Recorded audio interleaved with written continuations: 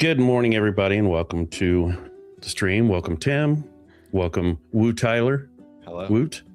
It didn't kick me out that time, so I guess that's good. Today we are talking about the existence of evil, whether evil exists as an independent intelligence with the ability for causation, basically the ability to make things happen, or if it's just an abstract concept for the complete lack of good, moral goodness as we know it. Joining me today is Tim Allen 1337 and Hollywood, also Tyler. Hi. All right, fellas, let's get into this. Tim, what do you think? How does evil exist? Do you think of evil? Do you believe in the devil? Do you believe in demons? Do you believe that we can be influenced from the outside by an intelligence that's not our own? By an intelligence that's not our own? Tim, do you influence people? Are you an influencer? No, so I think there is...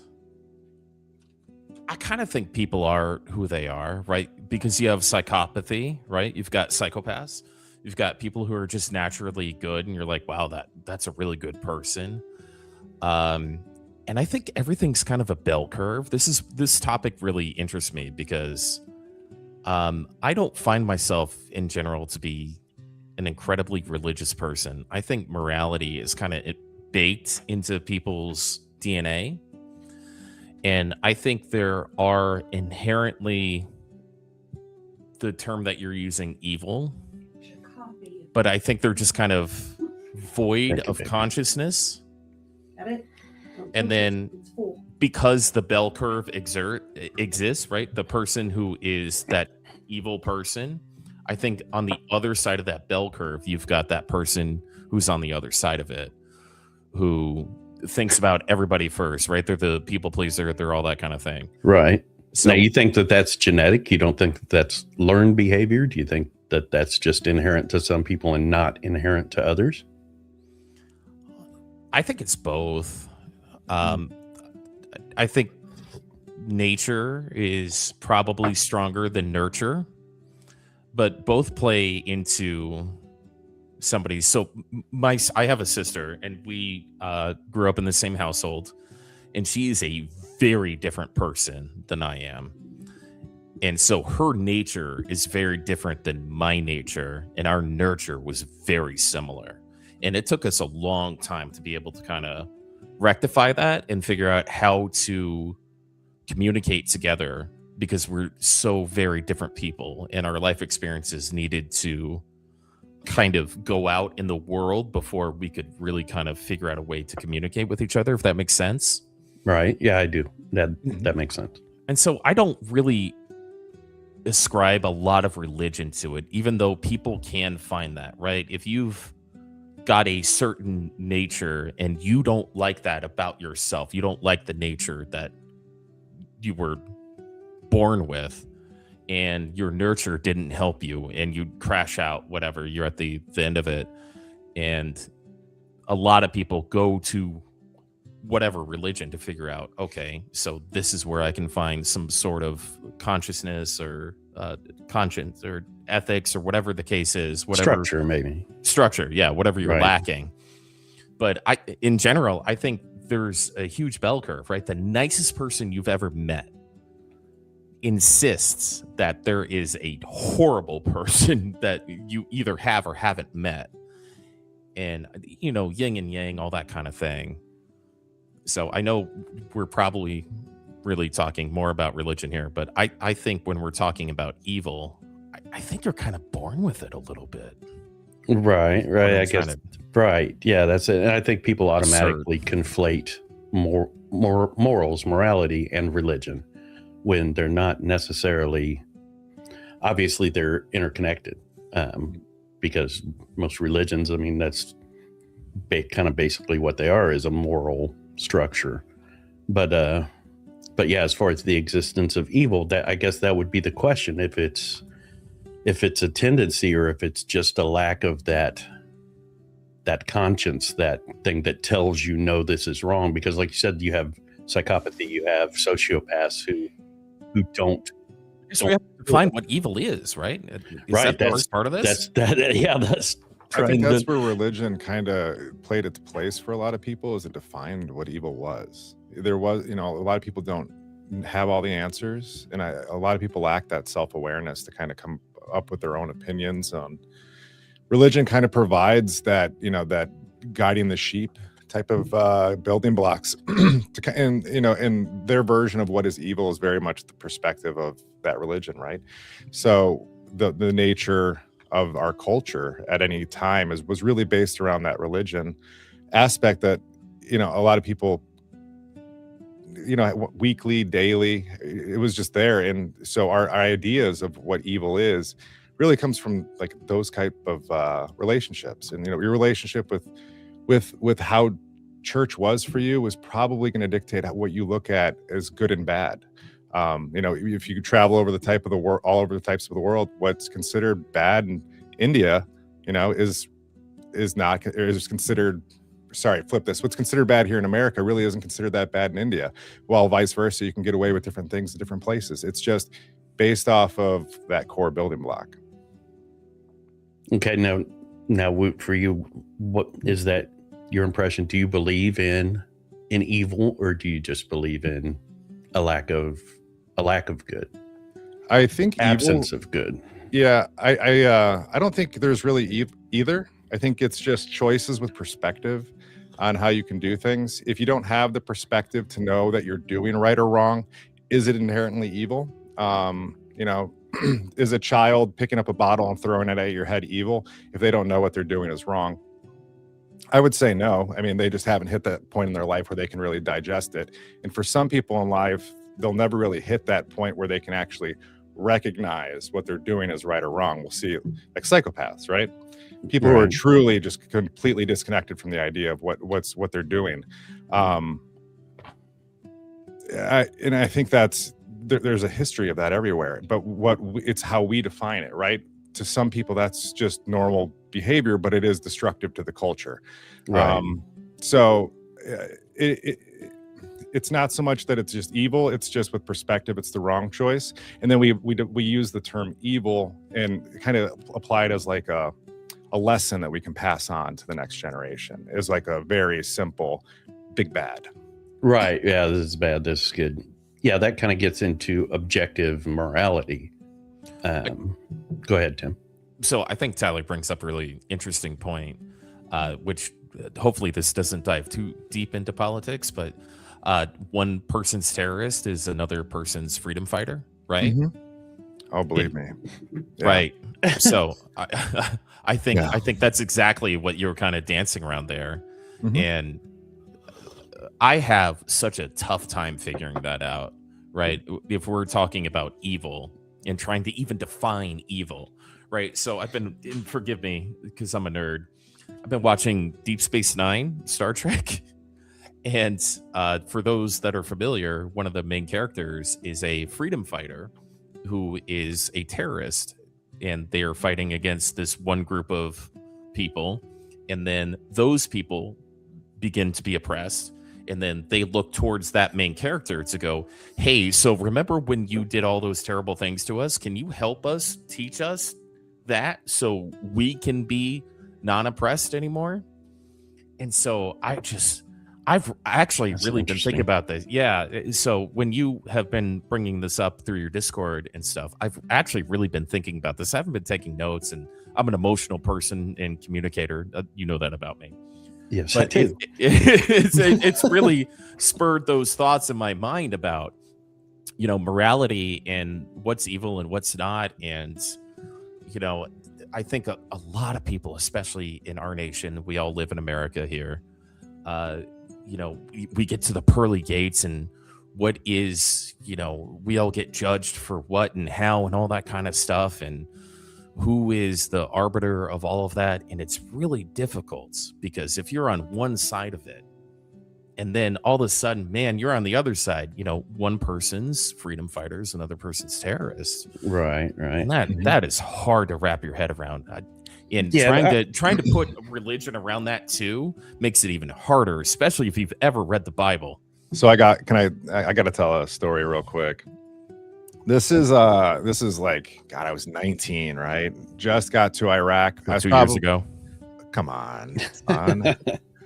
Almost 40. I know I look good. Come on. You're almost 40? Yeah. I would have not believed. I didn't see that coming. I need to lose weight. Get a good barber too. You know, they can take years off. That's really what it is. I got a kid. Before we go, this kid texted me. He's like, I'm about to go on vacation. Can I book you a haircut so I can get some extra before I go? And I was like, yeah, dude. Yes. Walked in there. I was like, you're going somewhere. No one's ever asked me if I wanted a haircut like that. But anyways. All right. So I'm in Iraq, just like downtown Baghdad, deployed there in 07, 09. So it was somewhere in 07 while I was there. And we're just hanging out in this intersection, just messing with people's like day, right? Like we got cars coming through. We're just checking their trunks for what? You know, weapons of mass destruction. Like we ain't gonna find, nobody's driving through a checkpoint with shit in their trunk nowadays. Like they're wise to the ways. So we're just hanging out, messing around. And this kid walks up to me and in perfect English, hey, what's up, man? And I'm like, hi. Not expecting that. And he's in full Iraqi, you know, he just looks like a little normal Iraqi kid running around. And he's just like, so what are you doing? And I'm like, pulling security. What are you doing, kid? He's like, you know, just hanging out. Me and my dad are here visiting. We're from, you know, Michigan. I'm like, cool. I'm like, how long you been here? He's like, well, you know, a couple of years. I'm like, that's not hanging out, you know, that's like, you're living here, dude. Right. And he's just like, yeah, you know, he's like, you know, no one wants you here.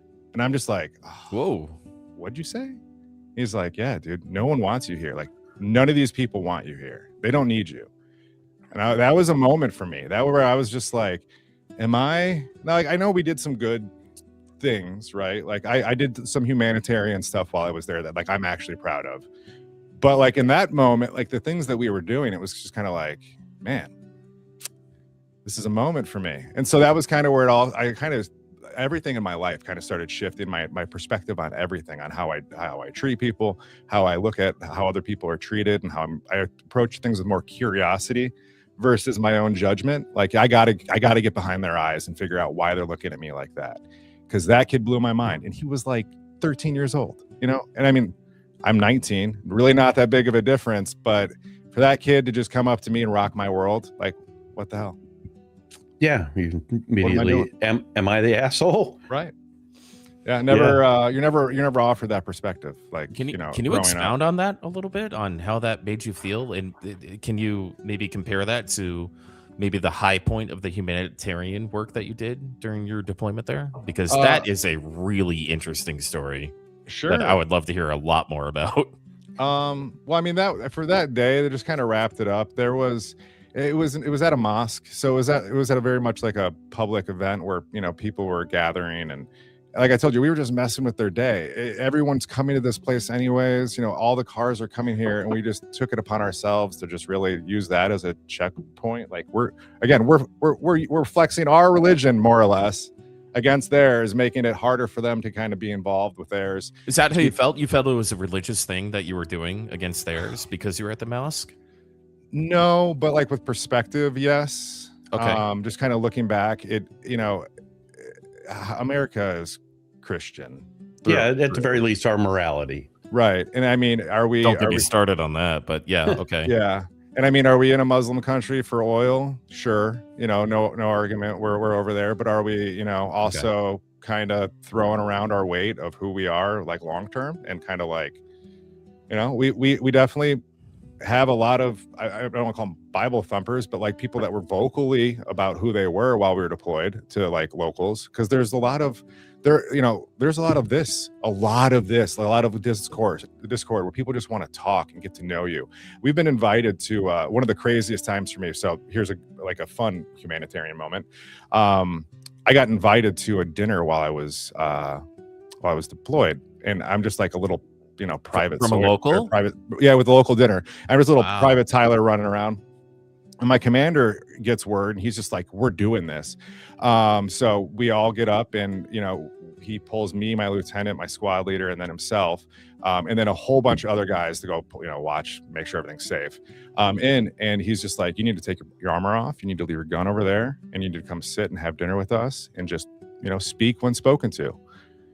Like, all right, cool. So, we get in there and they just want to hear our perspective about like our story and how we got there. That curiosity that they want to just understand where we're coming from. Like, why should they be mad at us? And there's so much of that. It's so much of that conversation.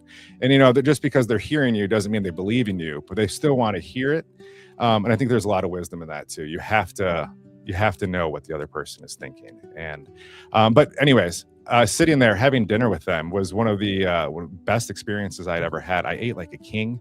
These guys brought 15 different plates out of food. It's all open hand, just grab, and they didn't, they're not.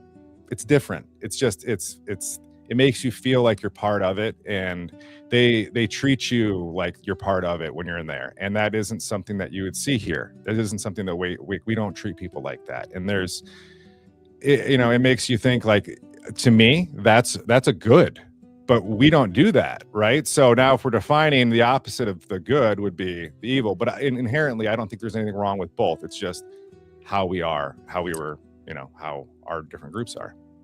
Imagine an occupying army coming into America. I'm from Chicago, bro. Okay. Again, not trying, let's not trying to get politics. Let's not go down that road. An occupying army from Afghanistan, right? Right? They come in, and then they come into your house and share a meal with you. Mm-hmm. Right? You want to talk about flipping the script, because I've been in not a situation like that. I didn't serve, but I was in a house in St. Petersburg, Russia. I don't know, 20 years ago or something like that. Okay. And they invited my family into their flat that was given to them by the USSR, and shared a meal with us and shared their culture and all that kind of stuff. And in that moment, I had that kind of moment where I was like, imagine if this was the other way around. Mm-hmm. And that's kind of where, to bring this all back around to the idea of evil and what we were talking about, is the bell curve, right? That's where I really started believing in the bell curve, is if there's one side of this, there's got to be the other. And I think everything kind of evens itself out, regardless of religion or anything else. I just think it balances itself out. If there's this, then there's that. And there's a lot in between. But if there's one extreme, there's another. So to get it back on evil, would that make evil a requirement? Kind of like the idea that you don't know good if you don't know evil, you don't know love if you don't know hate, etc. I think it's just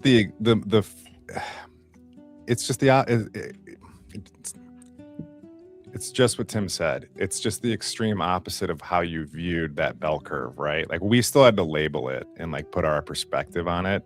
Sure. So, like, not to get political, but if we took like the last 10 years out of the window, the bell curve looks a lot different. The things that we get away with as time progresses and like things move on, it's wild. Sometimes we get away with less. We can't beat people up with sticks and take their land anymore just because, caveman ooga booga. But like, we can fly some planes and drop some cool stuff from really far away. Right. Oh, I guess the question would be, is there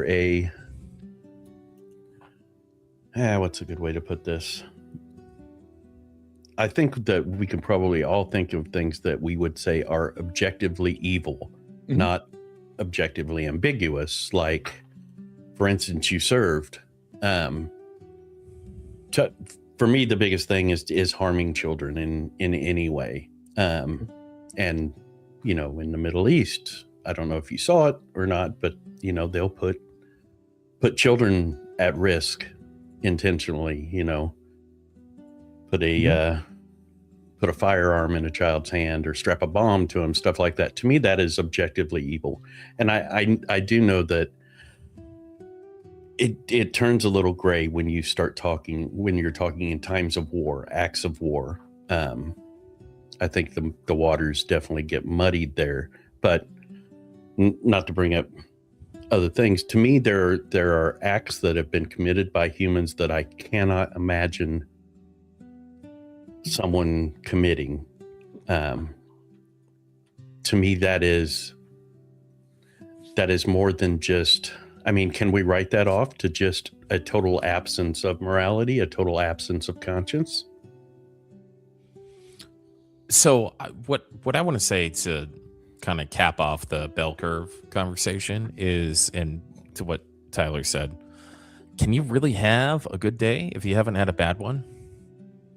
Right? Right. Yeah. Yeah. No, I get Right. that, the So- yin and yang of it. But to bring it back to what you're saying, boy, I guess we just really have to kind of atrocities, right? There's yeah, I'm gonna have to think about that for a second. I mean, let's say you look at human trafficking, Okay. terrible thing, objectively evil in my opinion, but you can see the motivation for it. It's a money thing, it's a Yeah. business thing. Isn't that like literally the oldest profession? Well, prostitution is, but Right. yeah, human trafficking of children and stuff like that. To me, that is evil, but the justification is financial. Then you get into, Well, the Bible says the root of all evil is the thought of money. Is that correct? Right? it is, money is the root of many evils. Okay. That kind of got turned into the root of all evil is money is the root of all evil, but it's money is the root of many evils. Yeah. So that's what I wanted to bring this back to, because you've been reading the Quran, the Bible, you've been interviewing all these people, right? So you're the one that has this knowledge. So what I'd like to turn this back on you, and through your experience and what you've been doing and the people you've been talking to, what do you believe is evil, and how do you define evil? If I can spin it back on you here for a That second. is what I'm trying to figure out. That is why we are here. Well, I toss am- something out, man. I mean, there's no such thing as a bad idea, right? And then Right. we can For me, spitball off of it. the probably the most accurate way to look at evil is as the absence of morality, the absence of good, the absence of conscience. But then I weigh in with like what I was getting to. There are acts of what we would call evil being committed all the time that don't have financial gain. Our species at its core, our animal brain, is all about survivability. So to do anything, to expend energy and resources for no gain, goes directly against our human nature. But there are basically self-destructive evil acts that people perform. Murder, SA, yada yada, that they know are going to come back to bite them, but they do it anyway. And then you SA get is into kind of a big thing of this too, right? Because that was procreation, and I mean, there's timality to this whole thing, right? yeah, yeah. Well, Maybe I'm getting too deep on that, but yeah, well, yeah. If you look at it that way, they're trying to procreate, and whether or not she's willing or not. So yeah, I guess that kind of gets into a gray area for me. It's more, again, it goes back to children. I'm not but trying then- to have that conversation, but No, you know what I yeah, mean, yeah, right? I do, I do. Timality, it I is the part of it. Then you get into intrusive thoughts that people have and the origin of that, where whatever, you're standing in line or you're at the grocery store and you think, I could shut that old lady down right now. Have I talked to you about that before? No. That the grocery store is one of my least favorite places to be. I think that's Instacart- normal for a lot of people. I Instacart all my shit. Sorry, excuse me. I Instacart all my stuff because I cannot stand having the things I need to survive in a line waiting to give somebody an imaginary currency. Maybe I'm less evolved than somebody else, Imaginary. but I just want to just What do you mean hit imaginary? currency. The gold standard died with Nixon. Yeah, sure. That's not the basis of currency. Currency is time and effort. That's it. Energy. Oh man, we're getting really philosophical in here now. No, it's all. It's all it is. It's your ability to trade your time and effort for someone else's time and effort. Well, that's a barter system. That's a barter system. without having to bring goods and services to a location. That's it. It's an agreed upon standard. Okay. Like, I understand the lack of, sure, the gold standard being gone. That's a thing. But like, So we'll say money. yeah. But To make it more clear, there's all kinds of Regardless, currencies. I we'll say hate money. standing in a fucking line. Sorry, Yeah. I hate standing in a line at a grocery store next to Karen complaining about if she's got the right coupons or whatever. I'm like, I need this to survive. See, you're ready for AI to just scan your cart as you're Drives. shopping and just No. let you walk out. Thanks No, for it- hanging out, Mr. Dave. Sorry, I'm not trying to. It's funny. We had a guy pop in and he says, Democrats, wrong live. And he left. Anyway, but yeah, as far as the intrusive thoughts thing, just But about that's everybody exactly it, has right? them. Yeah, and it's like, where did those even come from? Because I think I'm a pretty good person, pretty solid, but I've had some really wicked thoughts just pop into my head, and You've it's seen like, your where streams. did that come from? So it's hard to say, yes, there is absolutely no outside influence on our minds, on our thoughts, on our conscious, but then there's these outliers where you're like, maybe. I think it's trained behavior. You can change what your intrusive thoughts are. You're always going to have the thoughts. It's just the degree of what you perceive them. Like, I guarantee 13-year-old Jeff probably had much different intrusive thoughts than today's Jeff. And there's it just takes time. And if the more you get involved with other things, maybe you think about, well, instead of pushing the little old lady, now you're just thinking like, man, it'd be really fun if I put her in full steampunk. And like, that's your intrusive thought now, like, which it's not bad, but it's still like, she would fucking hate that, but it'd be it's still your intrusive thought. Yeah, mine haven't really watered themselves down like that, unfortunately. Yeah. Do you not think civilization is just completely skin deep? And please help me if we're too far off topic here, but like The Walking Dead, all these other shows, right? And just like, even when COVID happened, right, to make it like a reality here, remember the toilet paper scares? I made an Instagram post. I had like 20 stacks of toilet paper, and I just went, any ladies trying to hang out through COVID with me, type shit? No, seriously. You had the currency. You had the currency. That's good. Yeah. You know what I mean? So when we remove normal is when you see it is civilization Yeah. is skin deep.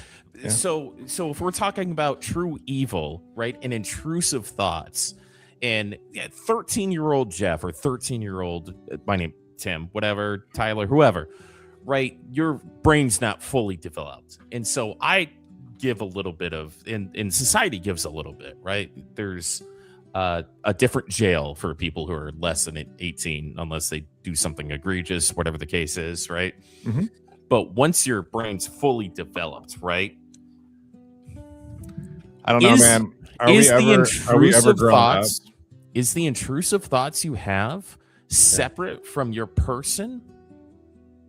That's the Right? question. Just because you can stop that and not act on it, does Mhm. that make you a better person or a different person, less evil person?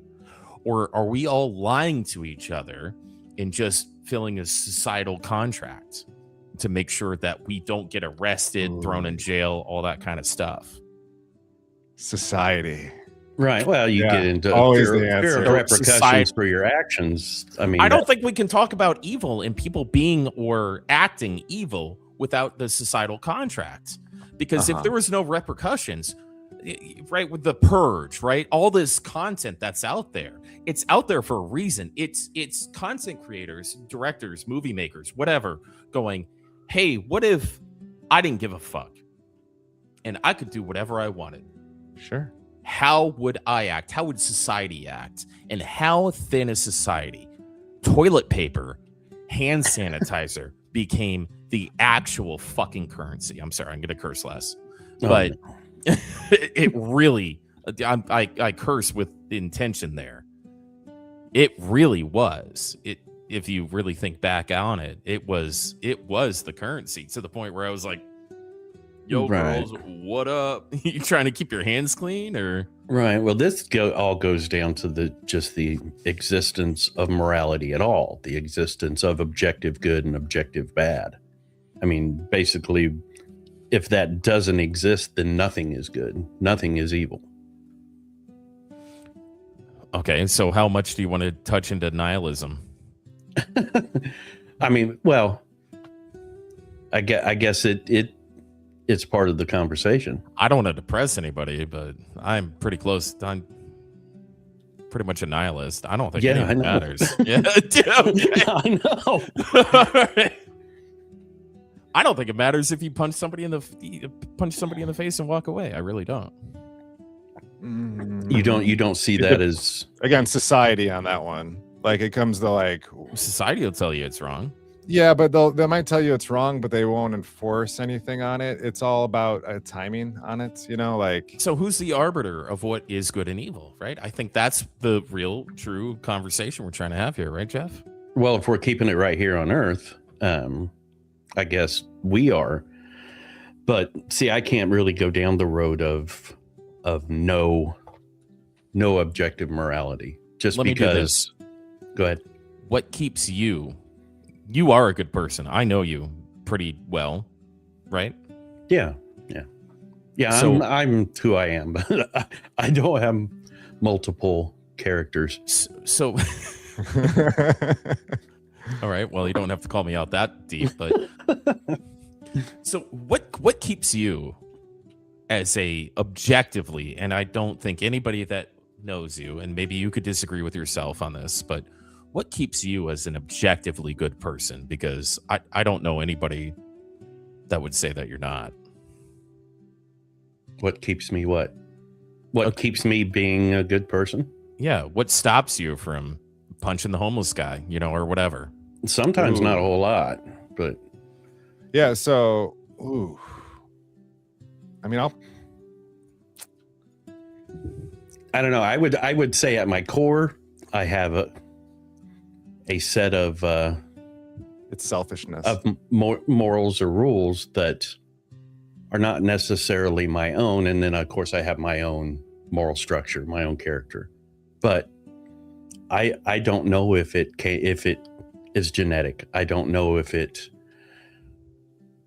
is nurture. Obviously we were brought up in a Judeo-Christian morality society, but I don't think even without that I could murder a child, even without society telling me that that's bad, or my parents telling me that's bad.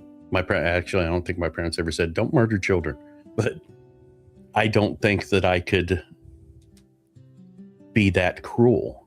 I mean, I probably could, but to me, there's a separation between not murdering a child, not killing an animal for no reason, killing an animal and leaving it on the side of the road or whatever. To me, there's a difference between that and not punching the cashier at the grocery store that annoys me. I think that there's kind of two different rule sets there. And I think maybe the sociopaths, they understand our moral structure, they understand our laws, and all that stuff, but they don't have that guilt response to breaking them.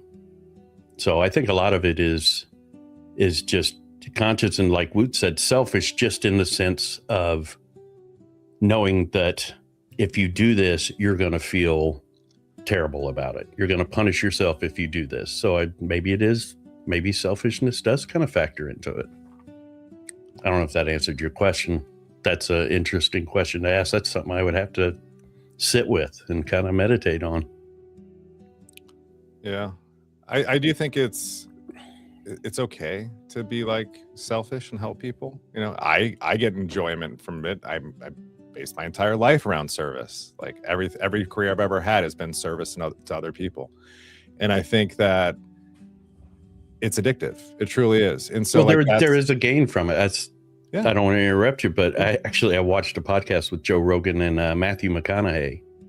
And he said exactly that. When you give to charity, when you do good for other people, there is selfishness behind it. You get a reward for that, but that doesn't change the fact that you are doing good for people. Yeah.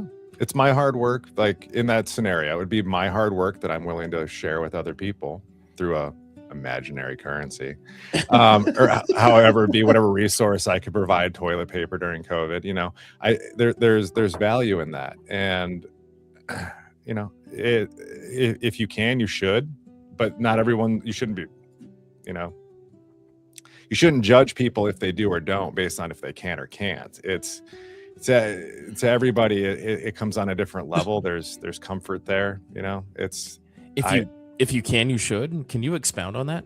For me, I believe that if you can, you should. That's why I do. But I don't believe, because I was helped a lot growing up. Grew up that I was one kid in a village of single parents kind of taking care of me. So it was, you know, that's like without everyone else, I wouldn't have had, like, you know, food every night and stuff like that. So I would like to give back when I can. But I don't think that I should force other people to do that as well.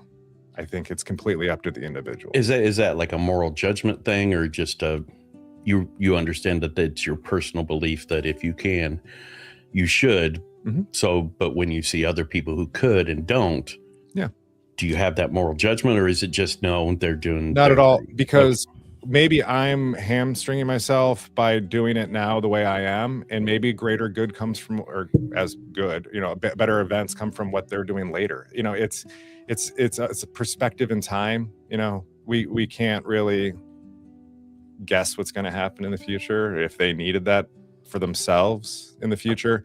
You know, there's just a lot there. So you know, I'm one of those give them the shirt off my back if I can, if you need it.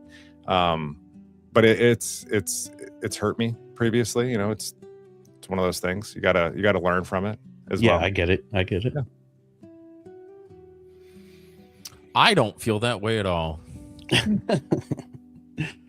Well, go on. You don't like helping people?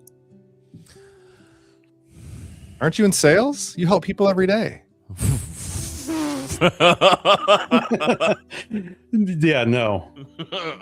No, that's just helping yourself. Mm-hmm. You think is it? Because they could go anywhere else. They could choose anything else they wanted to. What do you not agree with? That there's a requirement, or that do you think that it's somehow wrong to help other people?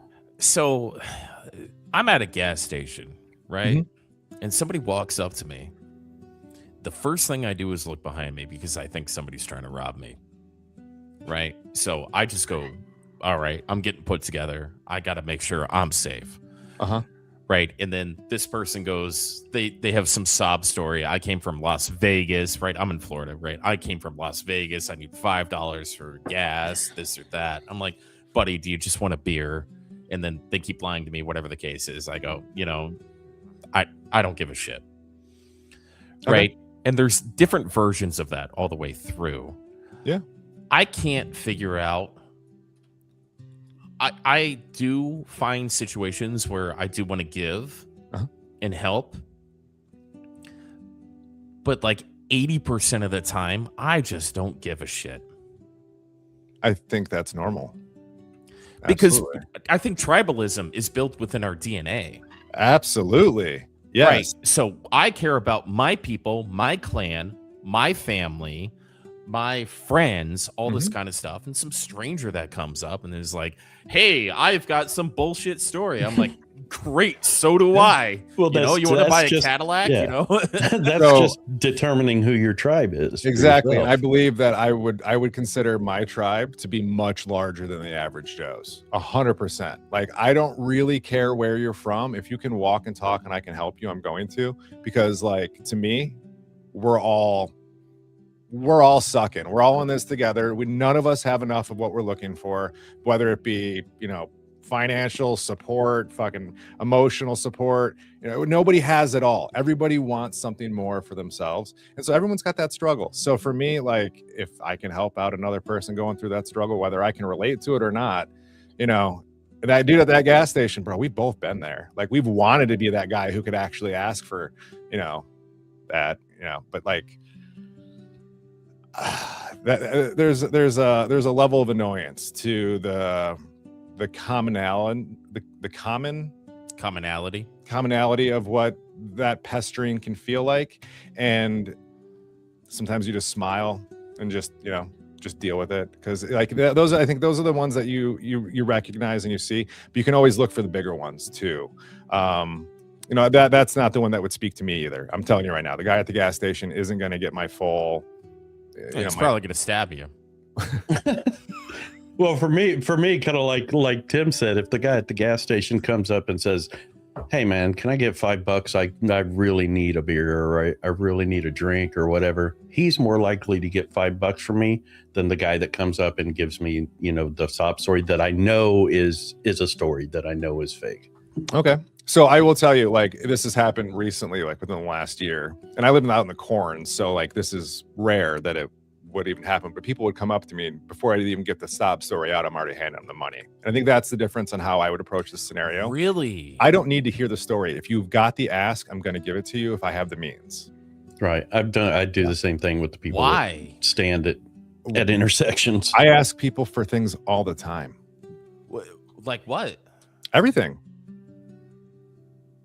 I literally, like, my entire life is collecting things. I've worked for charities. I've worked for different sales events. I'm in the lowest part of my life, and I'm not asking anybody for shit. That's who you are, my friend. That's pride. Yeah, that's who It's you not are. pride.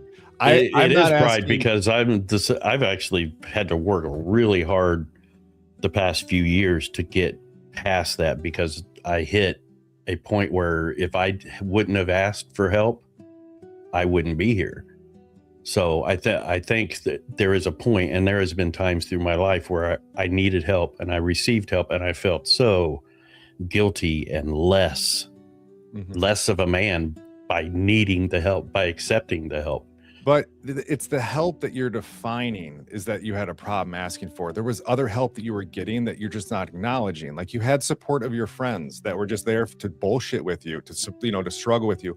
You had support. It just wasn't the financial support. And maybe that's not the support that you give when somebody asks you for $10. But then you give them the support of, helping them sit down and build a budget. You give them the support of that daily encouragement, that somebody to check in with. Like, what right looks like, as like, you've seen people go through this struggle. Maybe you've gone through it yourself. That giving them that tenner isn't going to really get them there, but having them over for dinner every night, there's a means to an end that is more than just giving them that. And I think Right. you can find those opportunities are there. It's just how far do you want to take some things, there's Right. Well, I think we've all known, Just I know giving even somebody between me and something Tim, before we've all known, this guy needs to talk. This guy needs to whatever. Mhm. It's on the flip side of that, being able to actually ask for the help, that's where the So- personal conflict comes in. Evil exists, and Tyler's the other side of it. Yeah. Tyler's a good dude. Yeah, people tell me that. Yeah, I do try. I mean, I built my career around being a good person. So Do you think that's because what you saw when you were serving? No, I think it's I'm gonna 100% credit it to the women who raised me. I literally said it. I was raised by a village of single moms, who very much just steered me in a way. I can credit it to a lot of things. And then here's where kind of like I would say my own personal strength is I acknowledge kind of the situation that I'm in more than others, and I can learn from other people very well. So much so that I can tell you the toxic traits of every leader I've ever had, and how I don't make them part of who I am. You know, I plan on writing something down one day about all this, but I've worked for the absolute worst of the worst people. I promise, like people who have gone through just some absolute bullshit in their lives and then took it out on us because we were the generation in the military that came in post that invasion. And man, it was some wild stuff. But I got to give those guys credit too, because without them, I wouldn't be the person I am today because I learned from who they are. So, you know, there is good from that evil being learned, you know, that you're to go back to your bell curve 100%. You know, without those guys teaching you though what is wrong, you can't really do what is right. So why do you feel the need to, so other people don't deal, like, are you religious in some way? Do you feel that there's somebody's going to judge you? What's the ultimate cause of it, right? You just want somebody's finite experience to be better than yours? I want everyone's Is it experience just to be because better. you know how big a difference that little bit of grace, that little bit of generosity can make? Yes.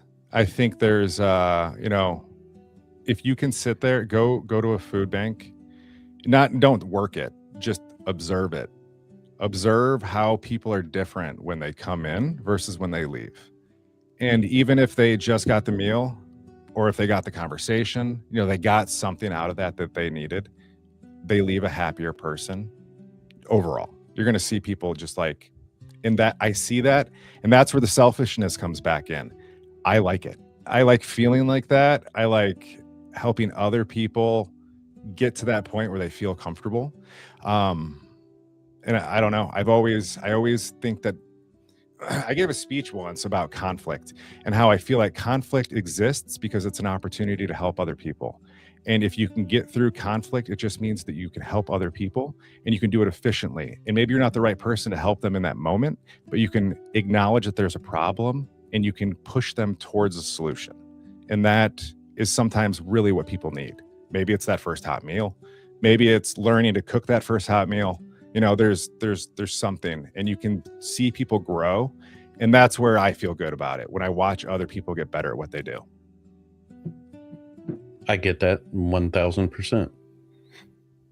I started doing this on YouTube just because for me, I'm 56 years old. I was much more religious when I was young.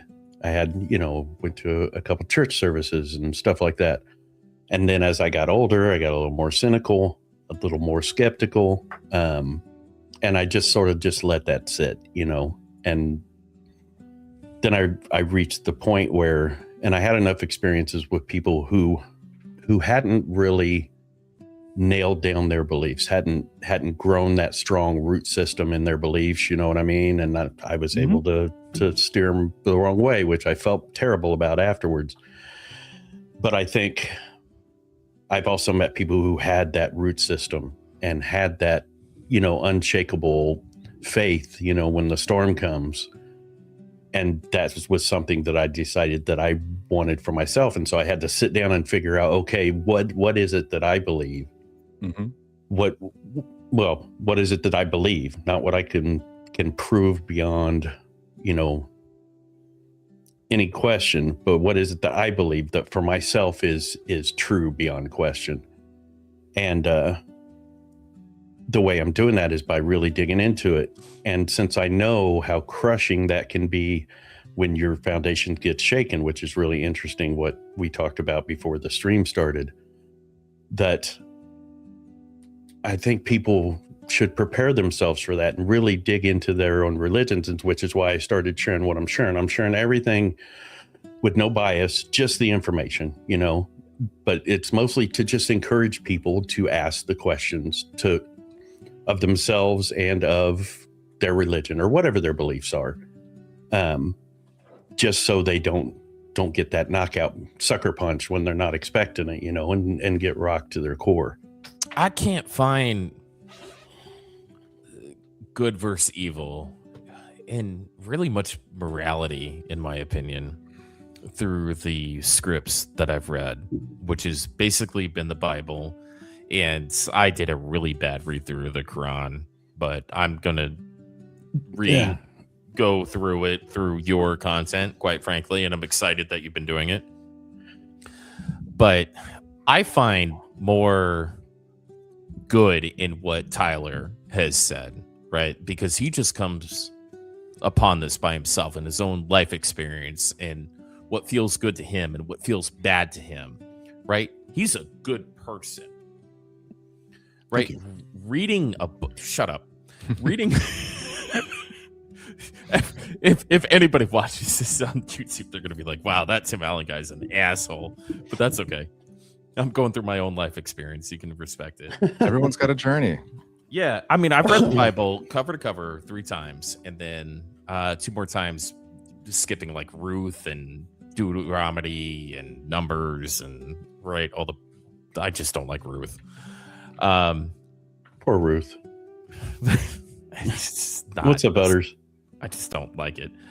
Anyway, but finding somebody who has a life experience to go, hey, I find joy out of doing this, right? But to bring it back to the whole concept of this podcast that we're doing is there's somebody out there that's worse than me, apparently, that doesn't do that. But when it comes to religion, I just don't find in the scriptures where it really directs you to what's good or evil. I really don't see it. Well, I don't know. You have the 10 Commandments. You have the what do the 10 Commandments really tell you? What do they really tell you to not don't be a dick? Don't cheat on your wife. Don't kill somebody.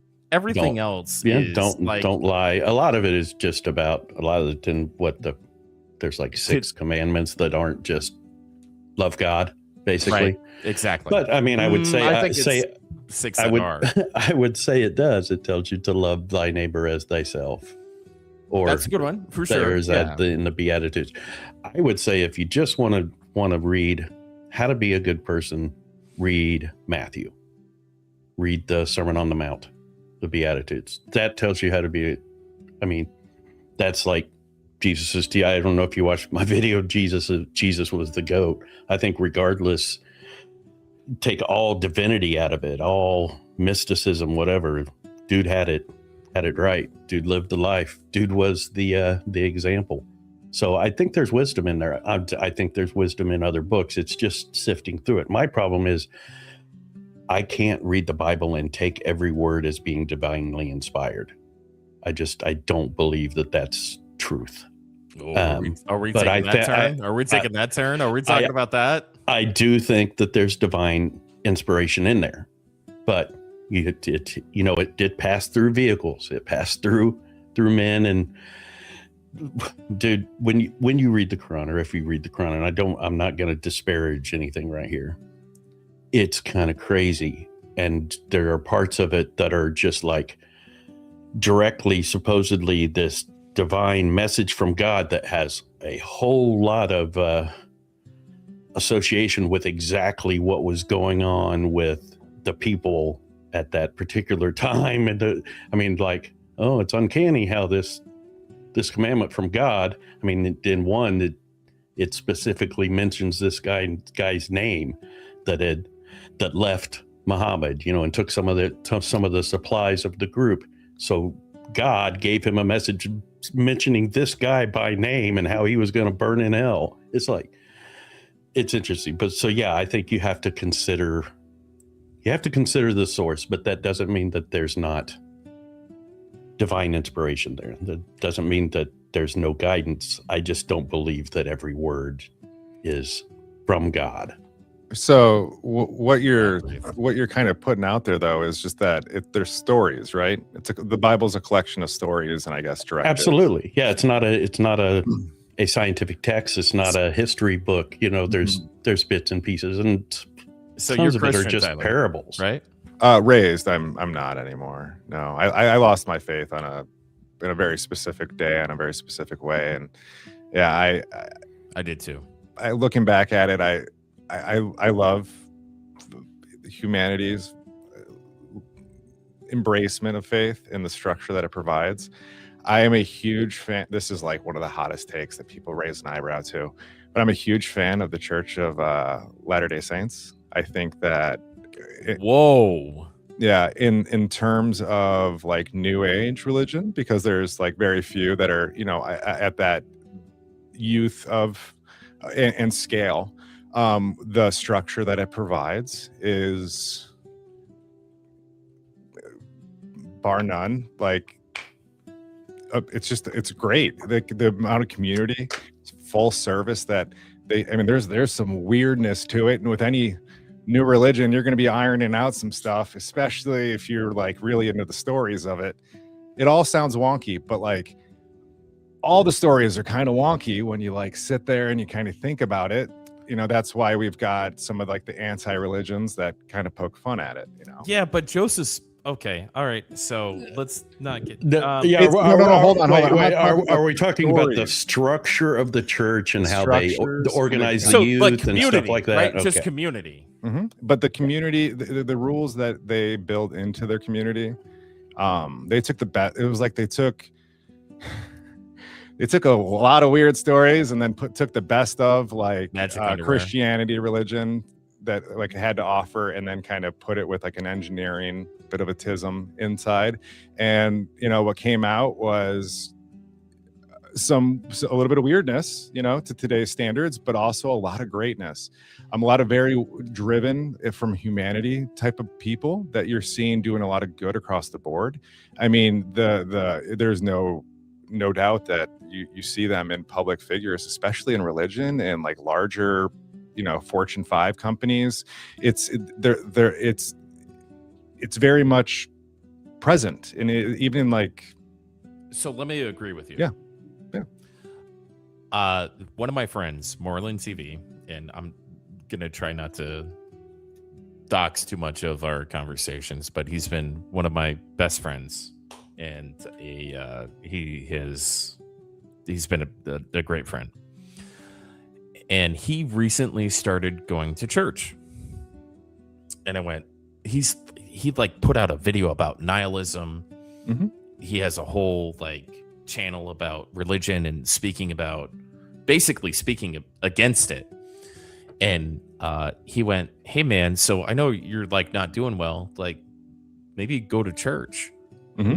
Like, I've had this conversation with multiple like, people at me. Fuck do you mean? Like you're the most like non-religious person. Like that's why we're friends, buddy. Like we realize like the world is not created by God, you know, and all this kind of stuff. It's all water, baby. He goes, it doesn't matter.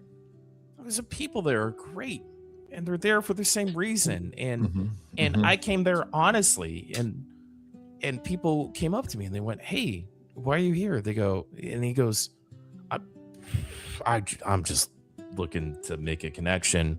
I don't think any of this shit means anything. Yeah. And so no matter what I think about LDS and Joseph Smith and all that stuff is, I think the point you were trying to make is the one that he made to me, where it's about community and people just coming together and caring about each other and all that kind of stuff. 100%. And if we want to wrap that around evil and good, I think community is always good. Community's always good, right? Their tribalism, right? That is what keeps civilization is skin deep, 100%. You cannot deny it as much as you want to try to. And the more rooted you are in the community that you're in, the harder it's going to be to rip away from that and slash your friend's throat for the more you believe that your community is there for you. Yeah, we're social creatures. It's in our DNA, like I was talking about earlier. It's about survival. There's strength in numbers, so it's just written in our DNA to be social creatures. Yeah, my idea of church has actually just been redefined in like the last, I don't know, since I lost my religion, really. For me, it is that community. For a long time, when I was like really into gaming and doing all that Diablo speedrunning, that Sunday morning was my church. That was when the 8 guys got together and we did what we did. and it was nothing else mattered. We meditated in that moment, and we grew as a group, and we got better.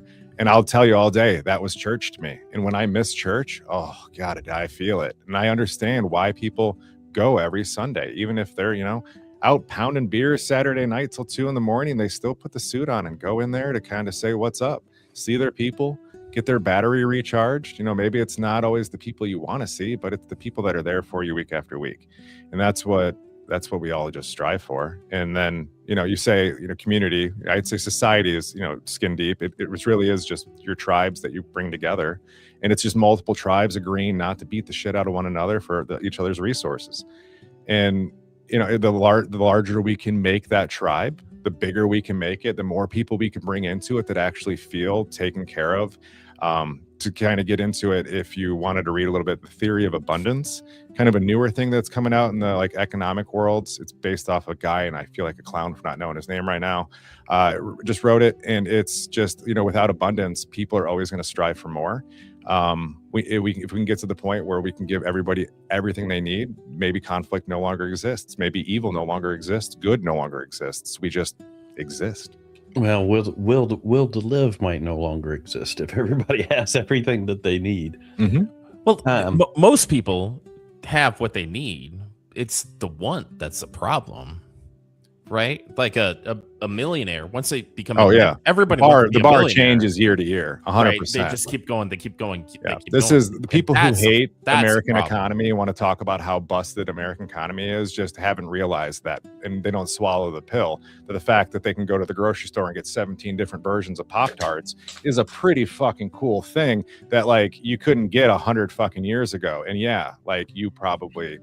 I don't have the statistics, but I know for a fact after $50,000 a year, this was a study from 10 years ago, right? So for inflation, call it 60, except for nobody's making more. Are you about to say the happiness number for a household? The happiness, right? 75, 86 for a household. I think. Sure, right. So after that, happiness does not increase. You are who you are. Right? Happiness is right. If you can put food on the table and you've got what you need, you have what you need, that's fine. When you're chasing what you want, that's what turns you into an asshole. Right. Well, you what if also you have want to to help determine people and you need to take resources from other people to do it? What'd you say? I'm sorry. What was it? I'm sorry. I didn't get the first part. What'd you say? Sorry, myself? Yeah. Oh, sorry. So if you wanted to help people, but you need to take the resources from other people to do it, I do that every day. I ask you for your resources, and I just do it in a nice way. You might call it manipulative. Some people do. Robin Hood. Okay. Would you pull an ass out of the pit on the Sabbath? Right. There's a ton of ways to say the same thing. Mm-hmm. But it's perspective. It's all about in the moment, that time. I kind of want to get back to religious evil, though. Can we do that? Okay. Religious evil? Sure. Yeah. Right? Because so Revelations, the New Testament, there's proper evil. There's what I want to know is through your readings, Jeff, and through all of us have been raised, I guess, kind of similarly, is do you believe there is a devil? That's the question of this whole thing, is whether or not there is a devil, whether or not there are demons, or if was Lucifer, the devil, Satan, whatever, is that just part of a parable? So yeah, that's the core of this entire discussion, is if there is evil as far as an entity, an intelligence, whatever you want to call it, or is there not? Is it just a simple matter of what we determine is good and bad? So yeah, I mean, all except maybe Buddhism. Well, doesn't Buddhism have a negative too? I can't remember what it's called. Buddhism is not a religion. Right. Yeah, I understand that. But thank God. Okay. No, but you in looking at it like a religion, there is a negative in Buddhism, right? There's a positive and a negative, and right beyond the self. almost all religions have that, the bad guy, the big bad, Right. that actual has causation, where they actually make bad things. Well, I don't know if Islam has Iblis, Satan. Islam has Satan. Just a So different name. Yep. yeah, there just seems to be a big bad that actually causes human beings to commit evil acts, to sin, in almost all religions. So do you believe that? Do you believe that, Jeff? That I'm trying to figure it out, dude. That's why I wanted to have this conversation. That's, for me, this isn't about like debate. Like, I believe. So you don't this, know. and You don't know. I do not know, dude. I do not know. This isn't a debate. Wow. This is a conversation. Because I have that. I use the term skeptic loosely, because a lot of great people thing to be. denote that, automatically associate that with a negative, with a doubt.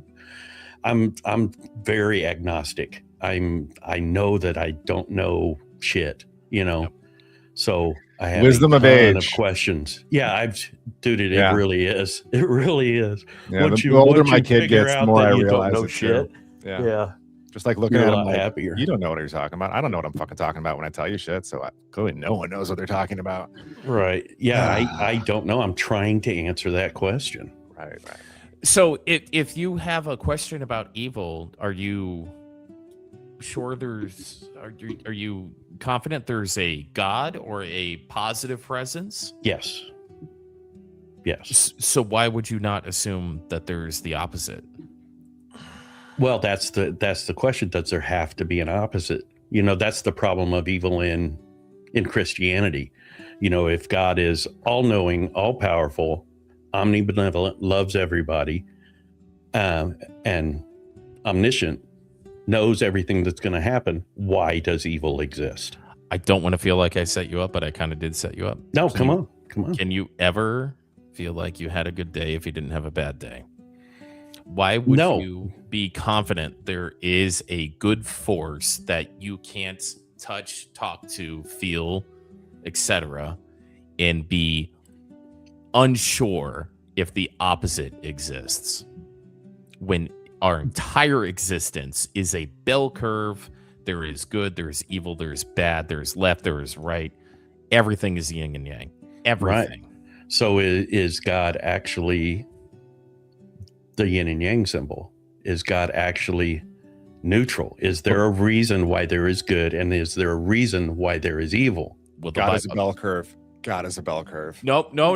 Go on, Tyler. I'm talking too much. Go on. No, that's it. It's all about that perspective on how we look at good and evil. Good and evil only matters in the moment. What we thought was good only mattered until we put it on paper and we wrote it down and we told a story that made it good. So I don't think that demons, I don't think any of that's real. Like there's no other dimension. There's nowhere we all go at. Wait, now you don't believe in dimensions? Hold on, like a demon dimension type of thing, No, like Buffy the vampire going through the hellmouth. I don't know, not in the context that we're talking right now. No, I don't believe that there's like another place. It's just right, that there's a hell. I mean, right. Well, even in the Bible, there's definitely a lot of confusion about what's in the Bible and our idea of hell. Mm-hmm. Most Christians' idea of hell came from Dante. Dante's, exactly. The Seven Rings, absolutely. The Bible says Satan walks the earth. Mm-hmm. I mean, he doesn't get thrown into the pit of hell until Revelation, so then he gets thrown into the lake of fire. But who is Satan, right? Supposedly he's a fallen angel, but here's the thing. If he was created by God, hence lesser than God, then God could basically control everything that he does. And in the story, he's like, he kicks Satan out, and Satan's like, all right, well, I'm going to go to earth and just start fucking with everybody. I got this one. So I think Orwell writes about this really well when he talks about the fact that we have to label what the bad is. We can't just be mad at an idea.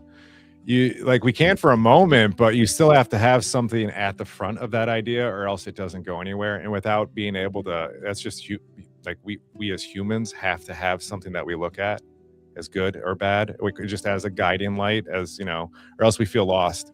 So it's yeah, I think it's just a great story with like that helps people label what it is. So, do you think if we don't have like eternal or existential evil, then that gives, I'm not going to say no meaning because I am a nihilist and I don't want to out myself that hard. Yeah. Less meaning to our existence? I don't think our existence matters at all. I think the Thanos. Okay, well, I was trying not to be nihilist, but all right. Yeah, if the Thanos snap happens and it like oopsies and everyone's gone, everything else continues to exist. Whether it was good or bad or not, it's all still there. Like the idea. Are you saying that we're not the top of the food chain? the food chain doesn't. No, that's just opportunity. That's Right. evolution. I'm going to let him cook. Holy. Yeah, that there's only. I don't know. There's humanity is just another species that exists, right? We are unique to this planet as far as we know. You know, there's no other proof that we're anywhere else. Just like the tiger or the bear or the fish, you know, we can't find these things anywhere else. So I don't know. I have a problem thinking that there's good or evil in what we are when we're just happenstance. It's just, you know, we're just trying to survive as a whole. I think some people recognize that like survival is in an individual level and they fight for everything they can. We've seen it, and there's, you know, maybe they never learned the lesson that like you don't have to continue to fight once you have everything you need. And sometimes we even promote that. We applaud those who go way too far with their fight and take and become the, you know, the Bezos, the Metas, the whatever you want to, you know. You find them as evil? I think some people do. I don't think they're evil. You don't care, right? Yeah, no, I think they're just. I think some of the things that they do under lenses can very much be perceived evil and wrong. Absolutely, Or at least sinful as far as gluttonous and greed and stuff like that goes. Sure, but like Now, what comes from it could be, you know, the next evolution of humanity, and that's where it often is. Yeah, and that's where I believe in it all. Like I think there's, you know, if you don't support everybody, like I know what I bring to the world. I know what my ceiling is, I guess. At least I know what I'm comfortable defining as my ceiling. And if I can raise other people up through that and kind of get them, and maybe that next guy is able to, or gal is able to pop off and kind of do that thing that we needed. I'm not taking credit, but I'm going to feel real good if it happens, you know. And even if I don't know about it, and just, you know, thinking that I could help somebody long term is kind of where it all comes from. That's where I think the good is in people, right? And then what we would define as bad is just people that are taking at the sake of others, right? You're taking away from somebody else's experience. Right. That's bad. We generally don't like that for other people, whether it be, you know, life, resources, you know, their abilities to do well. And, you know, can I tell you one of my life ethos that you're gonna hate me for, Tyler? Sure. Don't unfollow me, okay? Do unto others as they would do to you. Okay.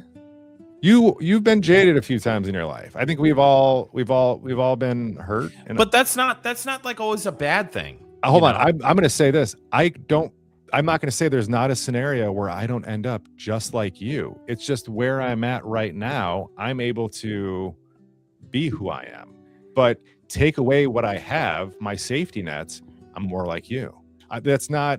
It's not. I'm not looking for you to apologize for it. I would interject this. The problem with that ethos is you're assuming that you already know what they would do to you, and you don't, because there's guys like Tyler, and then there's assholes. Yeah. So you don't already know what they would do to you. To assume that everybody's out to get you isn't intellectually honest, because everyone's not out to get you. It's not always a bad thing. I'm not trying to say that, right? Do unto others as they would do to you is you read a situation, you understand the social contract, you understand how society works, all that kind of stuff. And so I don't try to assume somebody's going to be better than what I have experienced or what the situation has taught me.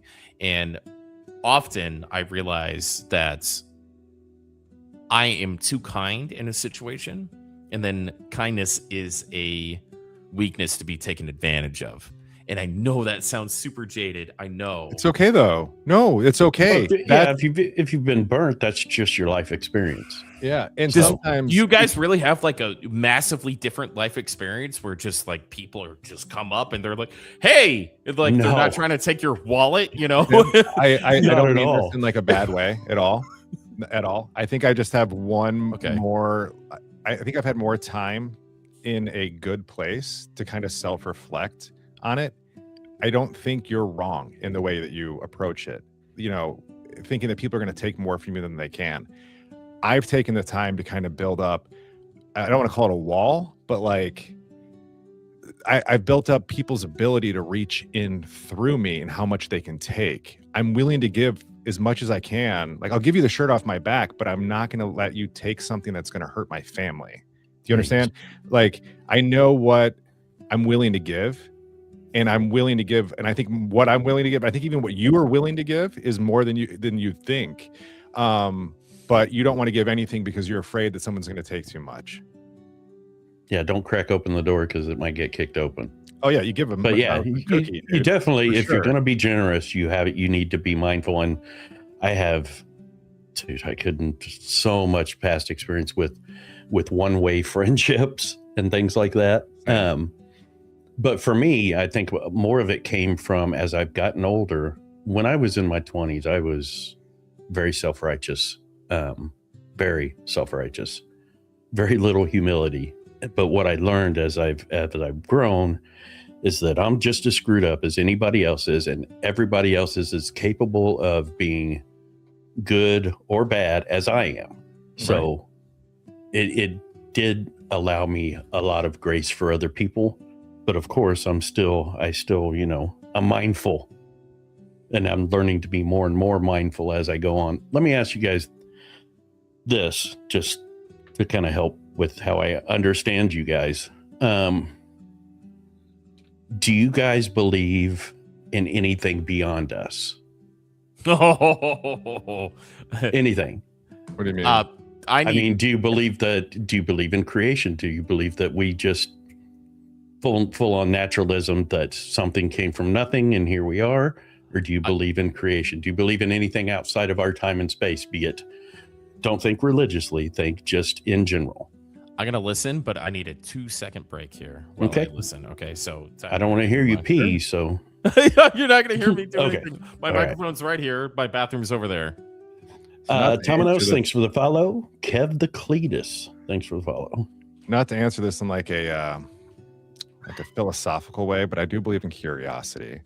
I Mhm. believe that there's things that I don't understand, and I've have history to prove that there's always been times where humanity hadn't understand what was going on and what was out there. I believe there's things out there that I don't know 100%, like things that I could never wrap my head around, the size of things.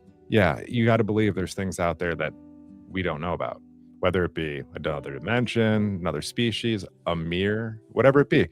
You know, there's a lot of cool theories out there, and I think that it's really healthy that we explore those. So that was what I meant when I made the top of the food chain comment. Was for a lot of people, especially the more nihilistic people, this is it. We're the most intelligent, you know, we're the alpha species in the universe, you know, and there is nothing beyond our time and space, et cetera, et cetera. And I think that there is, Yeah, I think we're saying the same thing. I think it's much healthier to believe in something greater than yourself. Yeah, I think it's just that they can't see past the current, and that's fine. Some people live in the moment for all their beliefs. It's all, I don't want to say it, you know, it flows like water, but for a lot of people it does, and that's, you know, as you introduce a new stream, it'll become part of their river, and they'll start to accept it. Yeah, I don't think it's a requirement for human curiosity. But I think if like the problems we see is when we try to squash it, or we try to, you know, control people's curiosity. That's where things start to get a little bit too much. Right. Well, and just by dealing in absolutes like the Sith and saying, no, there is nothing there, you know, Sure. I think to me that is self-defeating. I think it's important just for, I mean, it sounds corny or whatever, the meaning of life. I think it's hard to find the meaning of life if you don't believe in something greater than yourself, even if it's not a supernatural being. I think, and that goes back to going to church too. Not only is there the community, it's the spirit in the church of looking to something greater. I think that's part of it. I remember like the first time I went to church, I was still a kid, maybe 11, 12 years old, but I cried when I was in church for some reason. And I don't even remember why, but just, the spirit that you feel in church, the presence of God or whatever it is they call it. I think it's important to want for something else, to want, even if you look at it as just simply, I don't know, wanting to be judged, because we're all judged. We all fear judgment, wanting to possibly be able to stand up to the possible judgment. I don't know. I'm starting to go on a tangent here. Yeah, I think some people are more comfortable with judgment, and wanting to be. I think that's where it's you see some people that are just comfortable being sheep. They just don't want. That's kind of where religion provides that base for them to follow that good versus evil. Religion is just it's a cover there for a lot of people to kind of provide them without having to make their own moral decisions, just because they know what's right or wrong, and they know that they're not going to be judged by others if they do exactly what this says. Yeah, it's just it's too much when we judge other people who don't follow that, and it we make actions based off of those. Yeah. Well, who are we to judge anyway? Because I always go back to, Yeah. I mean, it's woo, thanks for subbing, dude. I did what? It said Mr. Hollywood just subscribed on Twitch. Did it? Somebody gift you a sub. Oh, sweet. I don't have Twitch up. There we go. Oh my God, really? There we go. Right in the middle of this. Thanks, So a greater. Kev, thanks, man. Oh my God, don't talk to him. So I'm sorry about him. So hey, keep gifting subs. I can ignore him all day. Fair enough. Some greater idea. Can you kind of rewind that? Like, you kind of went on a tangent there a little bit. I'm trying. I did. I mean, just simply the idea that that there is nothing greater, more wise, that there is no potential, that there is nothing bigger, that there is no. So do you have like you said earlier, like that there is nothing outside of the moment? What's that?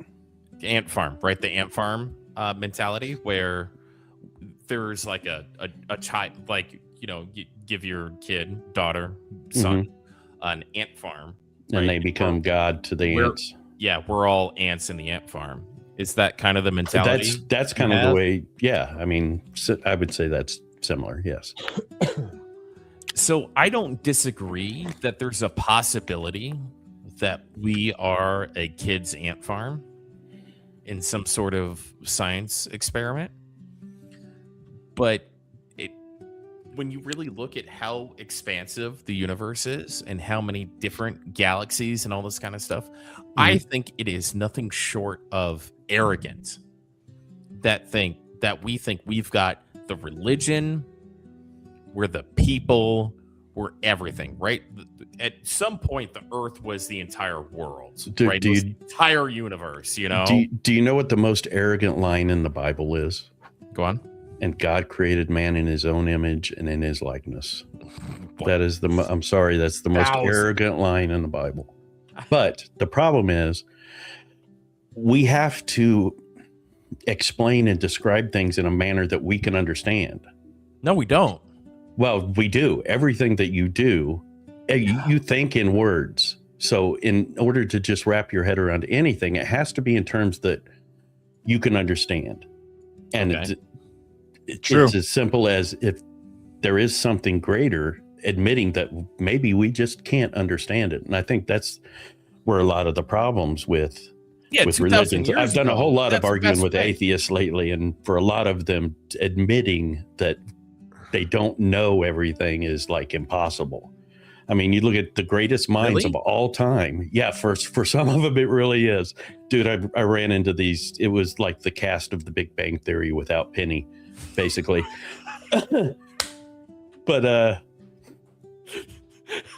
they'll start talking about physics and stuff. And even when you look at physics, that's where we get theories like dark matter and stuff like that, because the greatest minds of all time haven't really figured the math out yet, where there's not holes in it. We get close. We get as close as we can, but we still don't understand the math.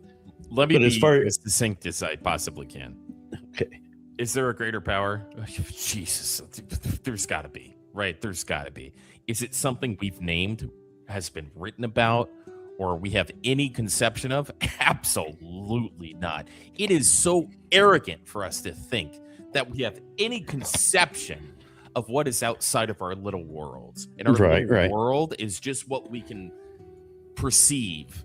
Right. But it is something that, right. I think the more we should be humiliated, like not humiliated, but we should be humbled. Humbled. Yes. Right. Humbled. That's the word. Right. So we just go, okay. Oh shit. All right. So maybe that thing from 2,000, 3,000 years ago. Right. Well, it is important that you reach that point to understand that it could be, and to understand that what could be. We don't understand anything, the greater power. But also, I think of people the easiest analogy for me of God, and I have reached the point where I 100% believe in God. And recently, something that I struggled with for 50 years. Well, no, that wouldn't make me 6. For 40 years, the Trinity, grasping that Jesus was God on earth. That was like my biggest argument with Christianity throughout my entire life. I just literally, this past week, I've always understood the analogies and the idea of it. I just didn't really accept it. And that's where when I started looking into it, is kind of like the LDS church and stuff like that, where Jesus was, I just reached a point where I understand that Jesus was God in the flesh. Where was I going with this? But the best analogy for me as God isn't the bearded man on a throne. It's a computer programmer, maybe more than a clockmaker. More computer so it's called the clockmaker. Right. Yeah. He sets a clock, lets it go. That's it. Well, let it do. Possibly, or a computer programmer, because since I believe in creation, and people say then you don't believe in evolution. I 1000% believe in evolution. I think intelligent design is the vehicle, the intelligence behind evolution. Anytime someone builds something, when a carpenter builds a house, he doesn't snap his fingers and there's a house. He lays the foundation and then he builds the walls and yada, yada, yada. To me, that's what evolution is. Are you not familiar with a clockmaker theory? Not. You should look that up. That is exactly what you're describing in a lot of words, but that is, with the exception of, does he just let it run, or does he tinker with it? No. So that's where it gets complicated. But in general, the clockmaker theory is he makes the clock, and however the clock operates, right? If it's correct, incorrect, all that kind of stuff, it is just what it is, and he's kind of, away from it. And that gives ability for free will and all this kind of other stuff. So the clockmaker theory is something, if you're not familiar with it, you should dive into that. A more similar analogy for me was, I don't deny that it's possible that we're in a petri dish on a counter in a lab somewhere. So, and it's just a case where, no, an actual petri dish where an experiment is being performed, where the scientist checks on it, and then they make a change here, change there, they add this chemical, whatever, and then a week later they check on it again, see what happened. I don't believe in predestination. You're kind of describing society right now. Like that's literally society. True. Yes. We invented our own clockmaker. That's how it works. We don't allow Pretty much. government to make slow changes. We hate dictators that make quick changes. We prefer the clockmaker approach. I think if I were to really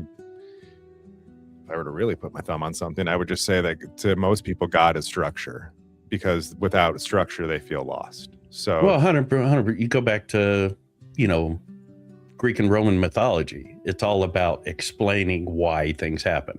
I mean, that's kind of where all of it comes from, because we need to know. mhm. We want to know why this does this. Some of us more than others. Like me, when I was a kid, I would take everything apart because I wanted to know exactly how it worked, and then try to put it back together. That's where where we got Zeus and the chariot that pulled the sun across the sky and yada yada yada. But I mean, it seems like Christianity, or at least the idea of the Christian God, is the one that is stuck, and I do think there are reasons for that. But like I said, I think of it as the programmer. Did the programmer just write the program and it's just running by itself, or does the programmer, keep adding subroutines, error checking, stuff like that to the program? But yeah, I guess the question is, with the clockmaker idea, yeah, we were created. So then I guess the question is, is that creator still fiddling, still checking in, or not? Does that sound accurate? I mean, the idea of the clockmaker is that it was created, right? The clock was created and we're the clock. Yeah, I think we there's probably a word here for this, but we believe that we should see it, and then we never would. If that was, it'd be an See it invisible how? hand type of thing. It wouldn't be. Oh, it's Right. a wind. It's a wind, right? Yeah, right. Okay. So is that invisible hand I mean, we know we're still evolving, right? Every day. Right. So is that invisible hand what is making that evolution happen? All right. So in your scenario here, the invisible hand is just time. God, So time. the creator. Well, Yeah. I think if you I'm look making at it, Tyler defend my argument that you're diving in on, which is I'm not really arguing it. Any No. of this stuff, I fully admit that I'm not saying this is what's up. I'm Mhm. saying this is possibly what's up. Yeah. I think this is all kind of related, because it's like even this conversation as a whole, like the need to label it is. interesting. Yeah. Sorry, I don't know Interesting. how to get no, that out. that's right. Right. The need to label it is wow. It's where it That's all comes metaphysical as fuck. I'm gonna let you know that. Yeah. That's where it all comes from. from. Mhm. It's human nature for us to understand. That's what I was talking about. The way that we think, I don't we have a need. label everything. I don't have a need to label it at all. I don't care about any of this. I don't know. It sounds like you don't either, Tyler. Do you? I used to. Right. I've since moved my away from needing to label anything, and when people use labels in any specific descriptive way, it generally upsets me. Be it because they're steering a conversation, that they're using their influence to do that. Even God, let me tell you guys a quick story. I just got kudos. I picked my wife up from her work party yesterday, like the annual big work party, and a couple of the girls came out and high-fived me, and they were like, "Yo, we love your post on Facebook." I was like, This guy. "What?" And so there was this lady who just was ragging on this guy. I'll pull up the exact what I posted, but this lady's just ragging on this guy for existing inside McDonald's. And so she writes this whole post about how she he's creepy. He's just there all the time. He's looking at us. And then she says a few more things, and then she goes, but he's technically not doing anything wrong. And so I'm just like, these are your labels and your perspectives that he's bad, right? Or we'll say evil here. And it's like, where did you get the idea that a man existing inside of a McDonald's is a bad thing? I'm not going to say that outright, but I inferred it by re-quoting her words right back at her to kind of show that she's painting the picture with her need to label this guy as something, when in reality, dude's existing trying to eat some chicken nuggets, bro. Like, That's chill right. out. That's right. Yeah, it goes back to when I was talking about it. I guess maybe that not everybody gets that people are just people and they're no different than you are. That's my name when I tried to come up with a name for, streaming and all that stuff. You changed Jeff- my name to Saint Tyler. I just did. noticed that. I came up with the Everman idea because I truly believe that Devil people are Tim over just here. people. Sure, there's bad people. Sure, there's good people, but for the most part, people are just people. So to instantly say that guy creeps me out, he's a piece of shit or shady or whatever. I mean, that's not something that everybody does. I mean, I think we all do it to a point, but there comes a point where you don't just automatically assume that somebody is a bad person. Now, to kind of bring it all back to society, this is a generational issue with our generation and kind of your generation. We're all kind of mixed here. Timality is always a consideration. Yeah, always. because like you look at like men and women of today, like the priorities that we have are so vastly different than those 60 years ago. Yeah. And we look at like we are the helicopter parents that we said we'd never be. We want to sit there and just do the absolute maximum for our kids, and like they're struggling because of it, and we're blaming what? Right. Like right. Well, for me, I influencers grew and up in the TikTok. 80s. Yeah, So, right.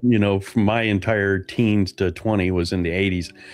And the helicopter parent was not a thing then. Right. At all. No, Yeah. we were It's just different. there we go. We got our shit to do. Kids, get out. I mean, we were literally kicked out of the house. Like, you guys go play. Yeah. So it was definitely much different. The stats don't lie. Things are better than they've ever been for a lot of people, and there's a lot of people that are living on the other extreme of that, the bell curve, if you will, as you say, as we get further advanced and we see that bell curve push to the right. Yes, we still have the other side where people suffer. But it's well, kind of back to what you were talking to earlier, as far as, and I guess it is probably generational when it comes to like doing what you were doing. The reason why you try to give is because what you've been hungry, you know what it's like. And I think that's the mentality of a lot of people. And it probably goes back forever. It's probably not just generational, but if you've never been hungry, if you've never been in the shoes of that other person, then I think you probably, you can sympathize, but you can't empathize. You just don't really get it. Behavior. Yep. We can study this across things that aren't good and evil. We can study this across like people's spending habits. This is something I've studied more than I care to admit, but like the way people will spend money is different if they've earned it versus if they inherited it. And that's like at a basic, everyone can understand that. But when you actually see the behaviors and how people act, throwing that extra $10,000 around that they inherited, it's wild. Like you just 3 years ago were complaining about how the fact you couldn't eat out, once a month, but now all of a sudden you inherited a bunch of money and you're out buying, your fucking friends' haircuts and stuff. Like you got to know when to but if they had earned that, it had been a completely different mentality. They would have fought to kind of keep it a little bit more, and but instead we enjoy it sometimes when we can. Nothing wrong with that perfect either. example of that is how What's that? people spent their COVID checks. Sure. Yeah. So That's since my funny. wife works at Target, when the COVID checks came out, everybody was coming in buying big screen TVs and yada yada. This is a question I ask people often: is how they spent their COVID money and how they handled their spending during COVID. Yeah, that's telling. That's telling. Yeah, a lot of people you didn't get one. A lot of people got really into investing, and it was just because they had the extra COVID money sitting around. It's like we've seen. Yeah, like I said, they didn't earn that money, so it didn't have that attachment. Mm-hmm. People are more willing to gamble. We see gambling has just exploded since then. Okay, well, the Dolphins are going to win the Super Bowl. Okay. Oh. Okay. That's why I gamble. I do hockey, my friend. So, if I can, Jeff. Yes. You've taken a pretty big left turn, and I've come through some of your content here. I'm curious. You said you were 56? Yep. 56. Old. Fucking old. No, I didn't say fucking old. I said 56. Mhm. Why? Why are we doing this? What is the question you're trying to answer here? If I can cut that deep, if you don't mind. There's Tim's need to label this. Yeah. Tim Nope. needs to label it. No. I don't. Well, some of it you might know, but I mean, I had some health problems. Yeah, Yada yada. But it's as much as you would think it would come at that time, it didn't.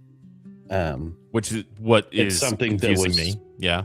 Right. It's something that was in my mind before that, but I guess it is. There's more than one reason. Part of it is the search for meaning, knowing my place outside of my domain, my place beyond this world, I guess, or that's actually not accurate. I'm just having a hard time articulating what I mean.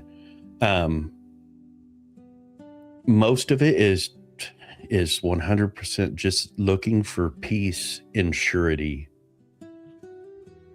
that there is something greater than myself, for multiple reasons. But part of it is definitely because I know that I have limited time. Like I said, this is something that I've tossed back and forth. It has come up so many times in my mind. Like I need to do this, and then I just push it back later. And I've reached a point with my age and with my health and all that where I know I'm running out of time to figure this stuff out. So that is part of it. Again, the peace and surety thing is just something that I want for myself, for whatever time I have left. Is it helping? Just doing the research is helping. Interesting. Just doing the research, just doing the work. And it is another part of it was the fact that, to flip the humility switch off, I had a really great mind that I just totally wasted my entire life. And I've noticed in the last 3, 4, 5 years that is fading quickly. So it was a lot of this was to just do it now while I still have some plasticity in my brain so I can understand what I'm doing, because I know that that's fading. You know what you're doing, Tim? Jeff, is you're teaching others. That's really what it's all about. You're teaching others how to get to where you were so that they didn't have to kind of stumble. Now, maybe we're not teaching them the right way, but they're still going to have to stumble on their own. But with your wisdom, they'll be able to stumble through it quicker. And that's really what you leave on. That's like what it all matters for. You can't really, it doesn't matter. Does any of this matter? No. But like on a certain level, like on our societal level, like we lost Tim. Me? No, I'm here. Or not Tim. Hello. Damn it, Jeff. Sorry, we lost Jeff. I'm still staring Tim. at Tim. He's Jeff. Yep. Yeah. Hi, cutie. He's so prettier than I'm rocking the Oakleys. Can you hear me? Yeah, I can hear you. Okay. I broke half of them. So I mean, I think that's really what it all matters. You look for meaning in existence, but you unfortunately will never have the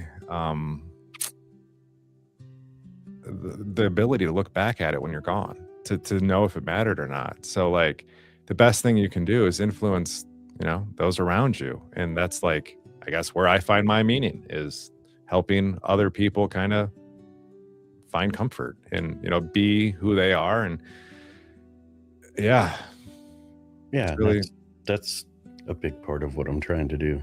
Mm-hmm. Yeah. I like to tell people that I like to be the Sherpa to help them, find their own journey to their independence, whether it be, however they define that. It's, maybe I have to help them define it, but, helping people have goals is important. And then, teaching people how to get there. I think that's what matters. Right on. I'm with you. Oh, he's gone again. Don't know what the hell's going on. Hello. To circle real back, what didn't have Jeff's chat up because I was looking at Tim's face, but to go Why? back like an hour and a half, utterly demented. So Oh, you God. had made a comment, dude, and I'm sorry I didn't read any of this. Look at the Manson family.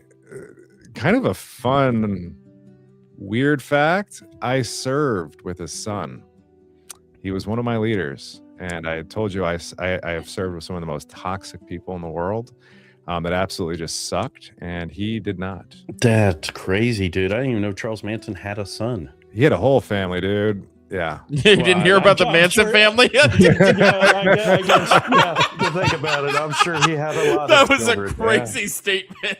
I'm sure, yeah. I didn't So- think that one through. Yeah, his son changed his name like early because of the whole thing, but like it's very much like a recordable record thing, and it's one of the things like he brings up once you get to know him a little bit. You're like, dude, you kind of tick funny. You're kind of out there, and he's just like, it's the family humor is his running joke. So once he opens up with you about it, it's just like, okay, cool. Do you think that was genetic? Does he have some genetic tendency of the towards people so here's where I will psychopathy? give him credit. He was able to see red flags that other people weren't. Yeah. Yeah, He- that makes sense. He knew what Do you think that was his nature, right? Yeah. That helped him see it? Yeah, 100%. How he was raised and the people he was raised around and like Around, the things he went right. through. In Yeah, the- he saw red in the flags in other societal- people. Yeah. Oh, wow. Yeah, if you don't walk the shoes, how would you judge? But if you have walked the shoes, like Right, you know what it's it looks gonna like. it's gonna trigger flags. Yeah. You're gonna see consistencies. Yeah, drug addicts know what drug addict behavior looks like. Ex-drug addicts. Like you recognize right away when somebody needs help or when they just need that $10 at the gas station, right? Right. Yeah. Well, there's also there's a societal thing where people can recognize psychopathy even though they're not involved in it. It's like a genetic, like a defensive thing, right? Like a psychopath, as most people refer to him as, right? There's people that can just go, that's a fucking psychopath, right? Like I need to stay away from them or whatever the case is. Right. So there's a little bit of that, which is why I'm interested in the difference between that, because just like an instinctual, like, oh God, right? I don't know, because look at all the serial killers where their Oh, neighbors no. and their churches, and we're like, he just seemed like just a normal dude. well I don't think documented. that's inherent in everyone. Or Those at least- people want to be on TV, dude. Right. But Oh I my think- God, I never would have thought that the guy that never left his house for 10 years, right? But If you interviewed my neighbors, they'd be like, oh, he hasn't killed somebody? maybe there's just more people with an inherent ability to pick up on those vibes, those signals. Those people probably just needed a better community too, like to kind of bring it all Serial back in. killers, they just Yeah. needed a better church. Well, yeah, I mean, if they had people there to kind of keep those relationships or those thoughts processes in check, maybe it wouldn't have gotten as far. There's no way you Or, believe that. or There's no way. Um, were they possessed by a demon? I mean, we all have demons, my friend. That's No, I mean, were they possessed by one of Satan's children? when you're alone, the demons come out. Yeah. They do. I've seen a They demon do. come out of my wife. It was scary.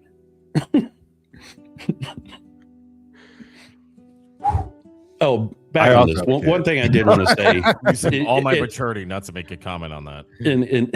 yeah, me too. To go back to the original topic of the conversation, I do think that there's a difference between sin and evil. I don't think all sins, what are considered sins, are evil. I think I it's s- all objective.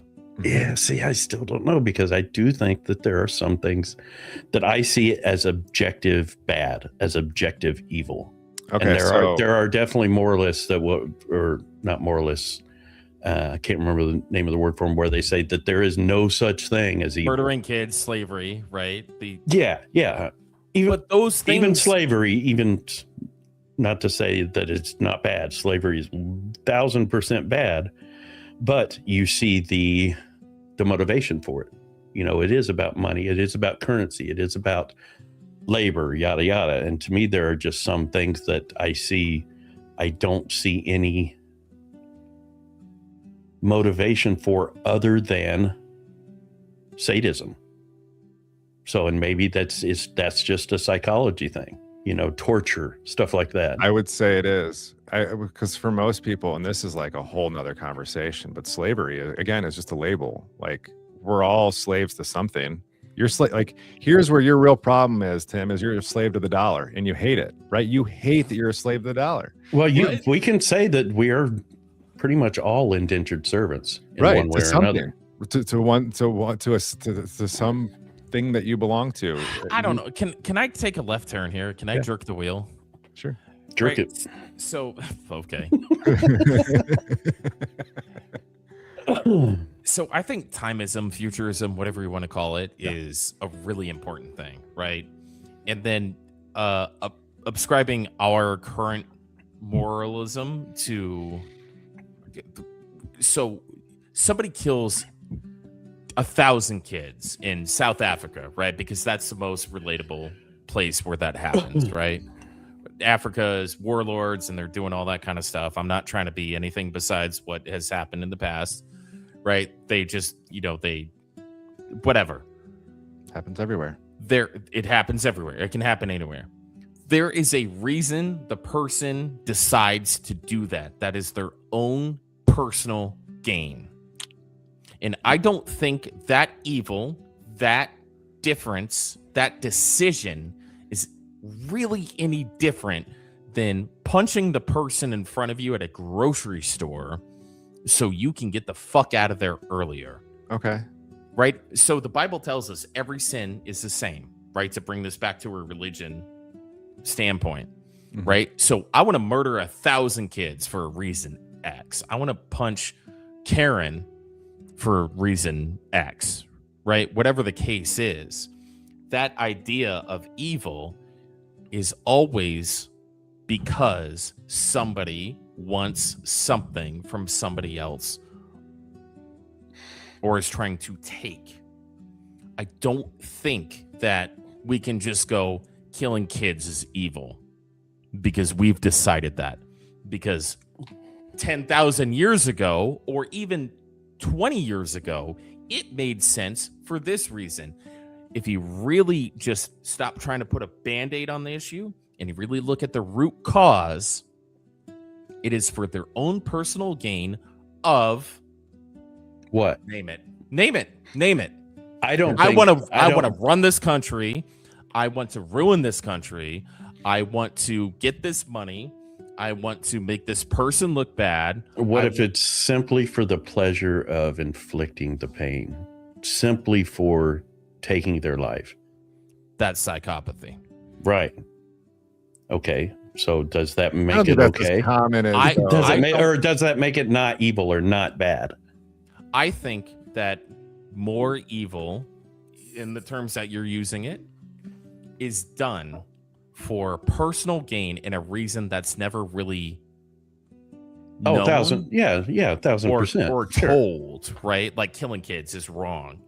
Well, I've got to kill these kids to make this thing happen so I can rule this country and make this thing good. And they rationalize it. Right. That's what I was talking about earlier, is that people can rationalize slavery for financial reasons. People rationalize human trafficking for financial reasons. There's a bunch of people in China that go, building iPhones is the best thing that's ever happened to this family or whatever the case is, right? Like there's 1,000 ways to rationalize it. Right. So you the question is, you started this whole thing with saying that like killing kids is immutably horrible.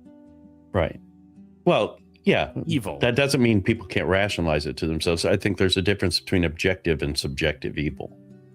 Is there? Objective and subjective kind of the point bad. I'm trying to make. No, I think you're... So here's the thing too, is like, to kind of bring it back to my problem is, you said kids. Why are you labeling kids? It's just killing. Is killing wrong? He brought it up. Well, no, right, but like we're nitpicking as we go down. The root of is killing right it's or more wrong. emotional. This right? is actually emotional. this is actually a conversation that I've had more than once, where I've been on the other side of the conversation, saying, why is a child's life more valuable than an adult's? Why would it be? Right. Well, I mean, there is that question to be had. For me, it is emotional. it's not a strictly logical conversation, but I think that there is a reason. Well, and you can define We're all the dads reason here. why We'd all that die is for more somebody. emotional for us. Yeah. Yeah. Because we are genetically coded to protect the young. So, I mean, that's really where the emotion for children No, we're come not. from. No, we're not genetically coded to protect the young. We're only genetically coded Our to protect young young at all, when we have an abundance of resources that allow it. If not, the human body will abort. We'll leave. Like, you look at history, mothers abandon their childs, fathers run away. Like, Sure. Like this, that is not human nature to take care of the young. It's only human nature to take care of the young if we have the resources to. There's a reason why people think puppies are cute. There's a reason why people think kittens are cute. There's a reason why people think ugly little old man looking babies are beautiful, because that's genetically encoded in us to protect things that can't protect themselves, because it all goes back to survival. It all goes back to perpetuation of the species. Civilization is skin deep.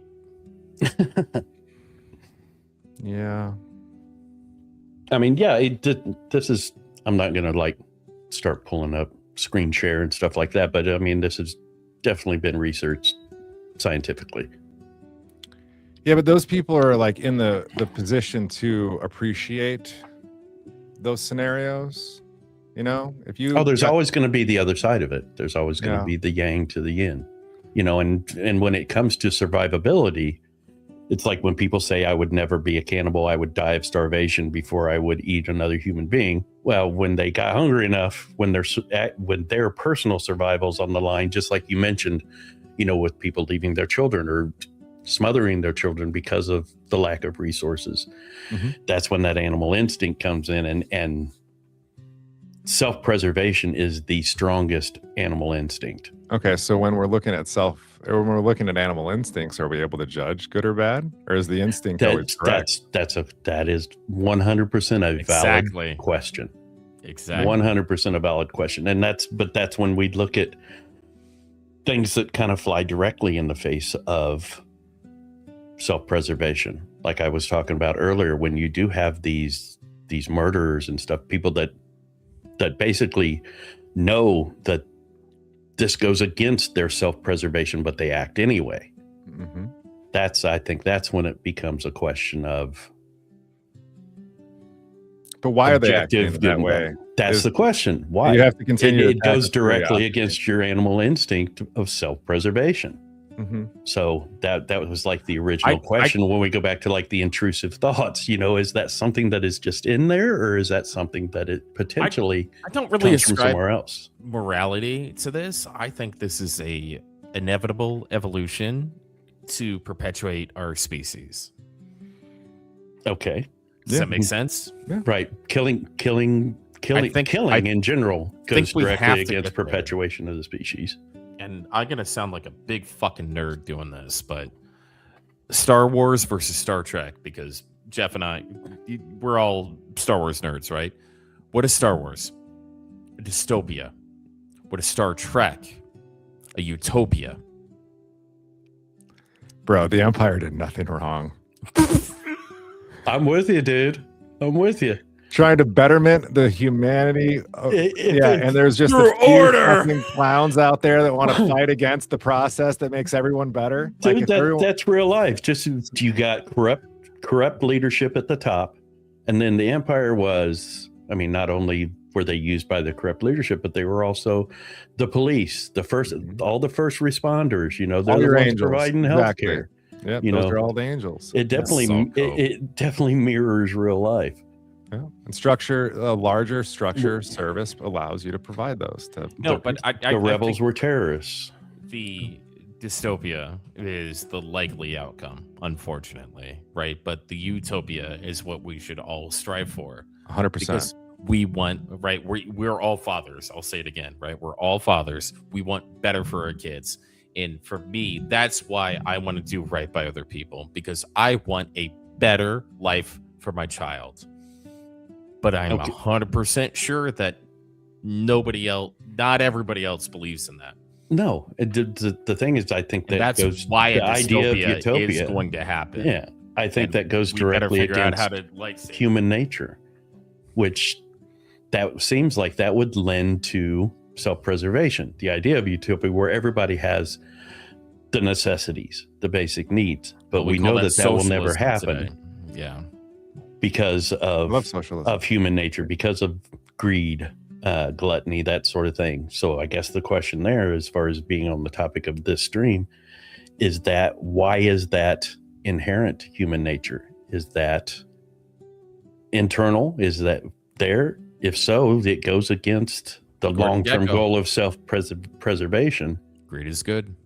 Why is that there? Is it possible that there is an outside influence? So that's why I'm still undecided. That's why we had this conversation, because I don't know. I can't say for sure, because there is that little bit of doubt, that possibility that maybe we are influenced to our destruction intentionally. Or it's all just autism. Well, everybody's autistic these days. No, that's why it's a spectrum, 100%. But like, no, it's all about just, again, the structure that, we can follow that allows us to make less decisions, truly. And, if we, I think we call it religion. I think you can see it in dogs too. Dog acts out, the other dogs to put it back in its place. Is that religion? Is that society? Is it just nature? Talking about like the pack mentality thing. Pack mentality. We're the same thing. We just intellectual enough to give it a time and a place. That's what makes us different. Well, so what we've learned today so far is that we don't know, and then we don't know. That church is good in the sense of community and socialization. What else have we learned so far? Tyler's a way better person than I can ever be. St. Tyler, dude. 100% he needs to change his name on all of his streaming platforms. St. Tyler. He needs to send me a Woot hat, too. I'm going to give you my address. Well, to be honest, when we were getting ready to have this, I immediately thought of Woot. And that's why I sent him a message. I'm like, we're going to have this conversation. You want to join it? Because I think you'd fit into it really well. And I was right. This has been outstanding. Yeah, I didn't expect this from you. Oh. This is probably going to come off as an insult. No, that's all right. That's my whole life, right? I 100% did, but I did expect him to say, I'm a Christian. No. And it's interesting. I want to have that conversation with you, whether we do it on a stream sometime or not, as far as the day that changed. Yeah, absolutely. Yeah. I mean, I don't know if it's something you really want to dive into now at 2 hours in, but it's absolutely a story I like to tell. And it's, well, if you've got the time, let's get into it. I'm not busy. All right. Yeah. Well, let me go get a glass of water real quick. And yeah, I'm going to actually use the restroom. So grab and go. Make sure my family's doing good. I got to look at my feet. Nice. Okay. There's something here I can do that's like, be right back. Everybody, thank you for watching. I put the link to the backstage. If anybody wants to join the conversation, we're going to take a short break here, but we'll be back soon.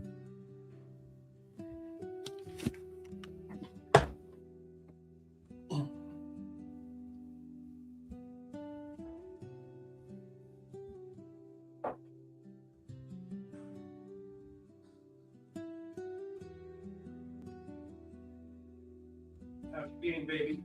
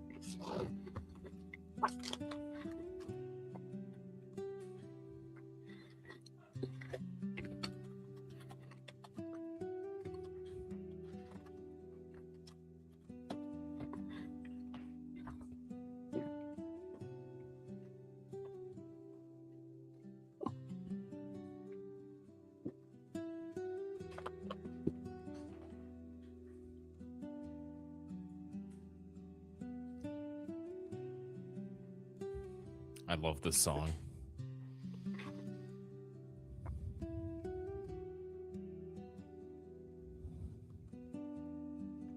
I had to get a quick snack.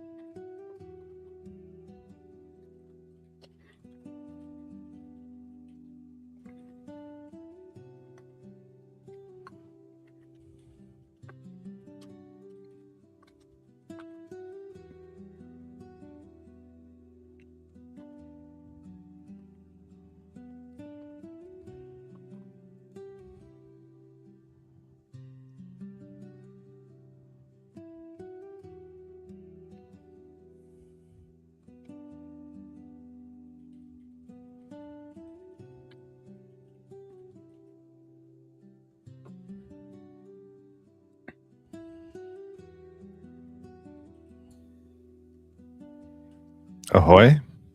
Hello? Hi. I'm almost done chewing. Oh, chew it up. Actually.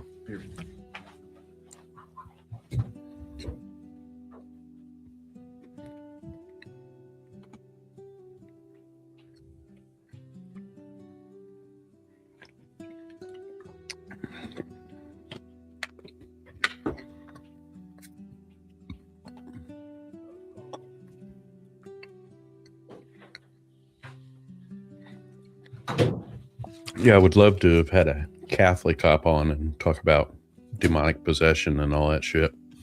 Ooh. That was my preferred church was to go to was Catholics. Been to them all. Catholic, it's a tough one.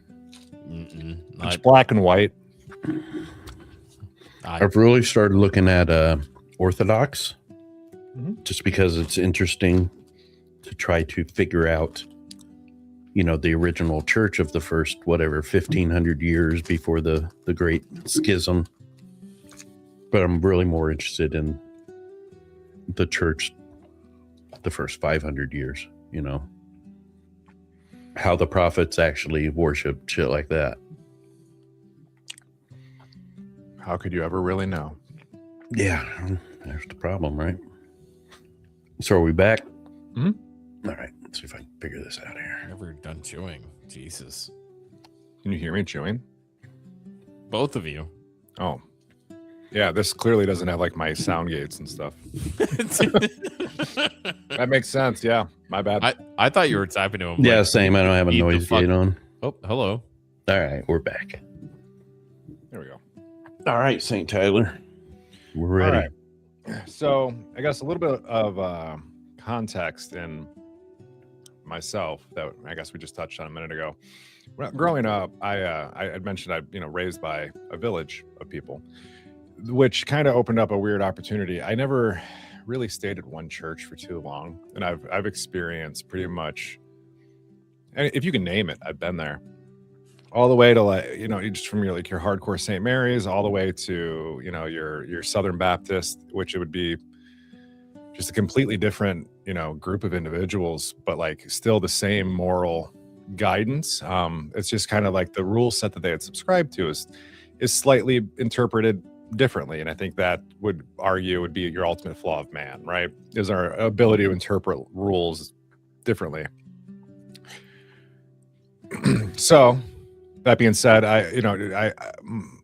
my religion to myself, if I had to pick one, I was Catholic. That's what you'd see on my dog tags. And I always went to church. If I had to choose, it would be that one, just because things were black and white. It was real simple for me to kind of follow. nothing really ever challenged my mindset on religion too. Like even when I first joined the army, basic training, whatever you want to call what I did, nothing really challenging there. The maybe the people I was working with were challenging who I was, but the message was still the same. It was still church. Nothing was really different. And then I deployed. And the exact day is June 13th. If I can't remember the exact year, if you wanted me to like really break it down, I could figure it out. But I was driving down the road. And a lot of the conversations we've had today, we talk about society and societal norms. Societal norms there were different. And the way they treat kids are different. They're not killing kids, but they do believe that kids were there for their own physical pleasure, to just leave it lightly. Yep. And that's something that they aren't shy about. Middle of the road, doesn't matter. It's just normal, and it's just a different place. Okay, and I'm not saying that everywhere in Afghanistan is like that, because it's not true. But it is the society that they lived in that allowed that, because it's a norm.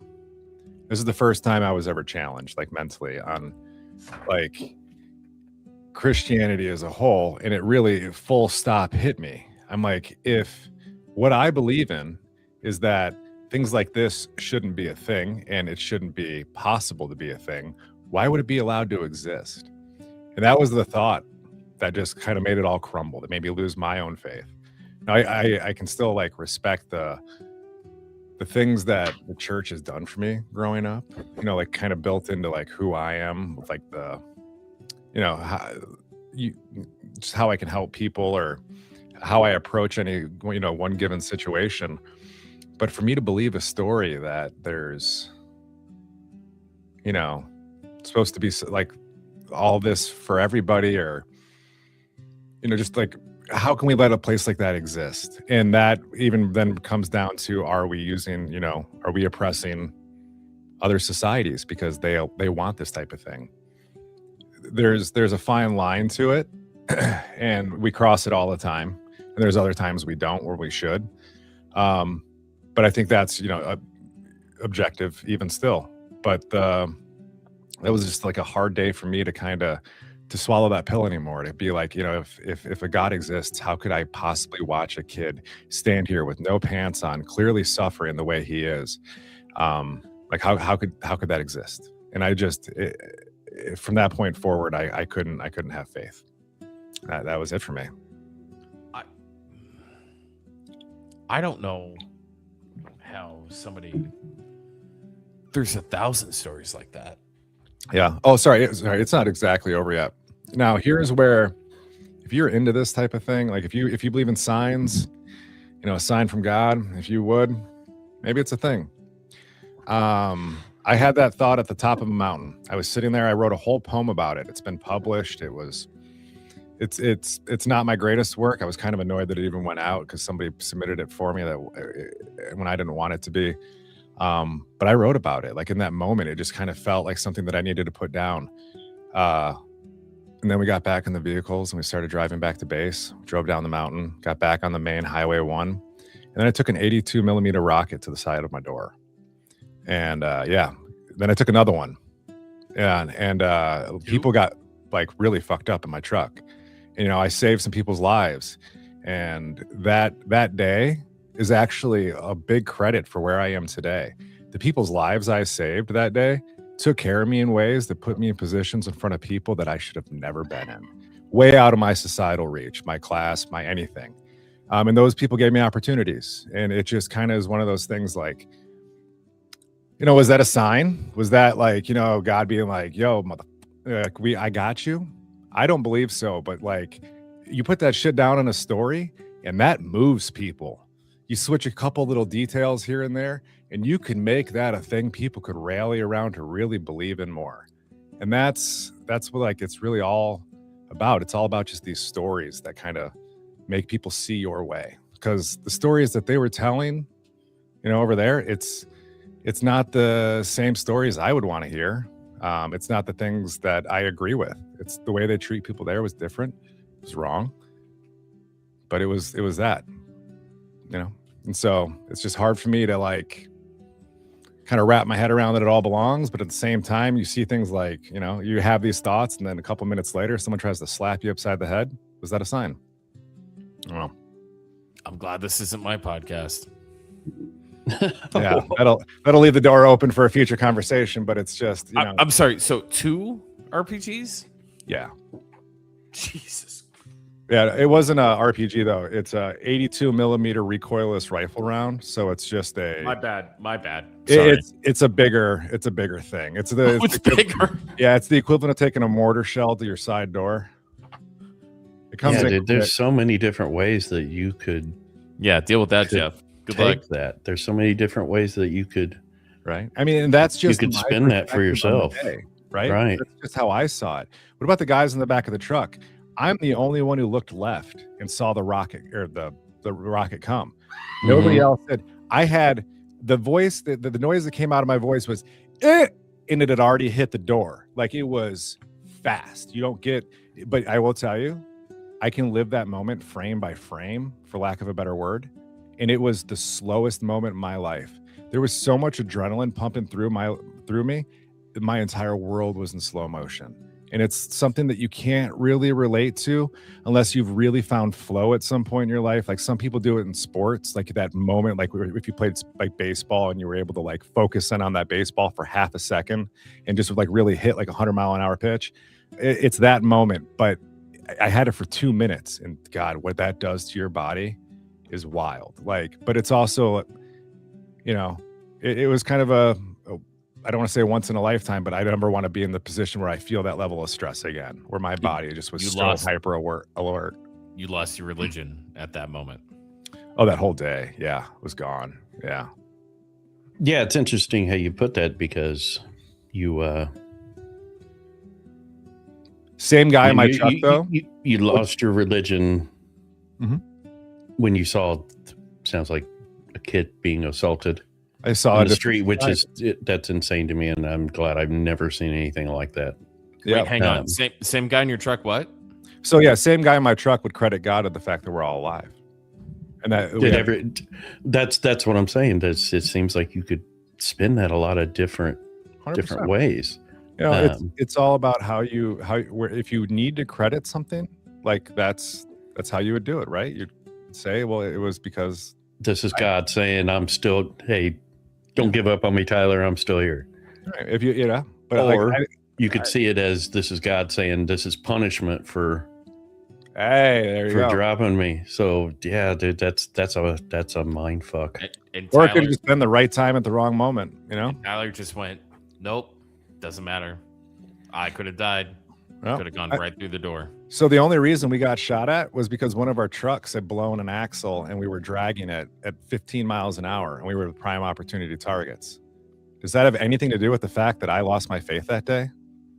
I don't believe in like butterfly effect, and like, you know, I believe shit happens. Like, yeah, because you poured a glass of water, like a bunch of bad things could happen. But like, you know, like, did that truck break down because Tyler needed to learn a lesson? No fucking chance. Like, did that truck break down because something bad was going to happen and Tyler needed to be there to save some lives? Yeah, the truck would have never, if the truck had never broken down, they would have never been there to shoot us at the same time. Right. Or they were going to shoot somebody else. Eventually they would. Yes. Yeah. Cause all they did was they went and dug it up and then literally set it up on the side of the road. And then as we drove in front of the tree line, they engaged. Yeah. Yeah. They could have shot a softer target and killed a bunch of people, but instead the rounds got used on you guys and everybody lived. Yeah. That's what I'm saying. It's crazy how it's almost impossible to work that out. I mean, you got to go further back then. Like, why were the rounds even there in the first place? Well, the Russians were there in the 90s. Yeah. And that's what we got. We're about to have a nihilism podcast right here. It just keeps going back. Like, there's a million reasons. Or a predestination versus free will podcast. Yeah, I think big cans of worms. It's, you know, and that's a hard day for me to look back at, but at the same time, it's one of the most like freeing moments I've ever had. Where, right, not that I was ever somebody to like let the church kind of tell me and steer me. I was the worst of the worst, but I believed in going. And now, was there any time before that, before you lost your faith, where you saw things and was like, that's God right there?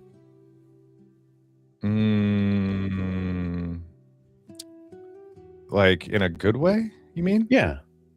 Sure. Yeah. I mean, but I never believed that like anything happened because of God's will, but I believe that it was like, again, it was just more like I was too young to really appreciate it at the time, but you know,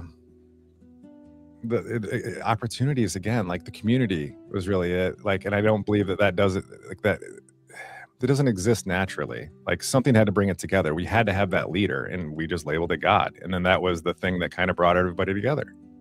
Yeah, You know, like that's the foundation for religion, the idea behind it, yeah, bringing everybody together. ideas are very powerful, right? But you have to have something move them. I had that moment when I was in 10th grade. I went on a mission trip, and I had that moment where I thought this was God. You know, I'd seen it in this instance, and I thought it changed me, and it did for quite some time until I had a moment. Well, I can't say that I had a moment like Tyler, but you know, I had a moment where everything kind of fell apart for me too. But I had a couple of moments where I was doing mission work and helping other people and doing service, and I went, oh my God, I think I saw it, right? There was just this moment, there's this glimpse. It's, you know, the moment you think you have it in your hand, it fluttered away. It's really hard to describe. If you wanted me to describe it to you, I couldn't, right? But if I think about it deeply, I can kind of get that sensation. And then I immediately go, how foolish is that?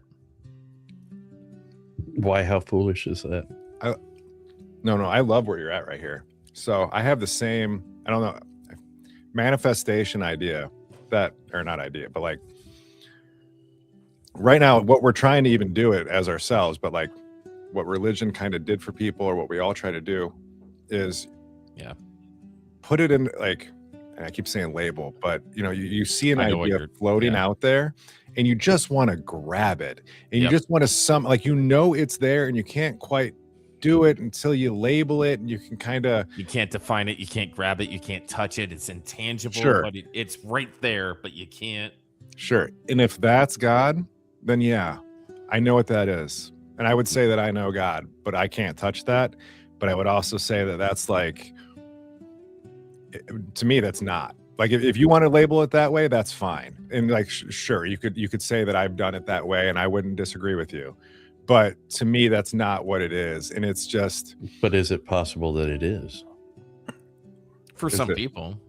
For some people? I mean, I don't think that's just how they want to label it in that moment. And it's just, you know, that's how it helps them like grab that idea for a moment. But even if I believe in God, I can still see it, and I still want to like, I know that it's not that, it's something else. It's there, and I want to fucking grab it and hold it and hug it and have it. And I'm never going to be allowed to. That like, I have accepted it. Like I've stared at it like in my own meditation, and just knowing that it's there, and it's not for me. It's just, you know, you get moments of that, like getting it, but it's not religion. It's like going to church on a Sunday doesn't help you find that. No. Yeah, no, see, to be clear, I think that belief in God and religion, with what religion is, the structure of religion and all that, I think that those can be two separate things. I think that they can be separated. I think religions come from basically labeling what God is all about. That's what I think religions are. An interpretation. Yeah. I mean, then that's why there's so many different ones. I think that thing that you're talking about, I've said before, I'm fucking old.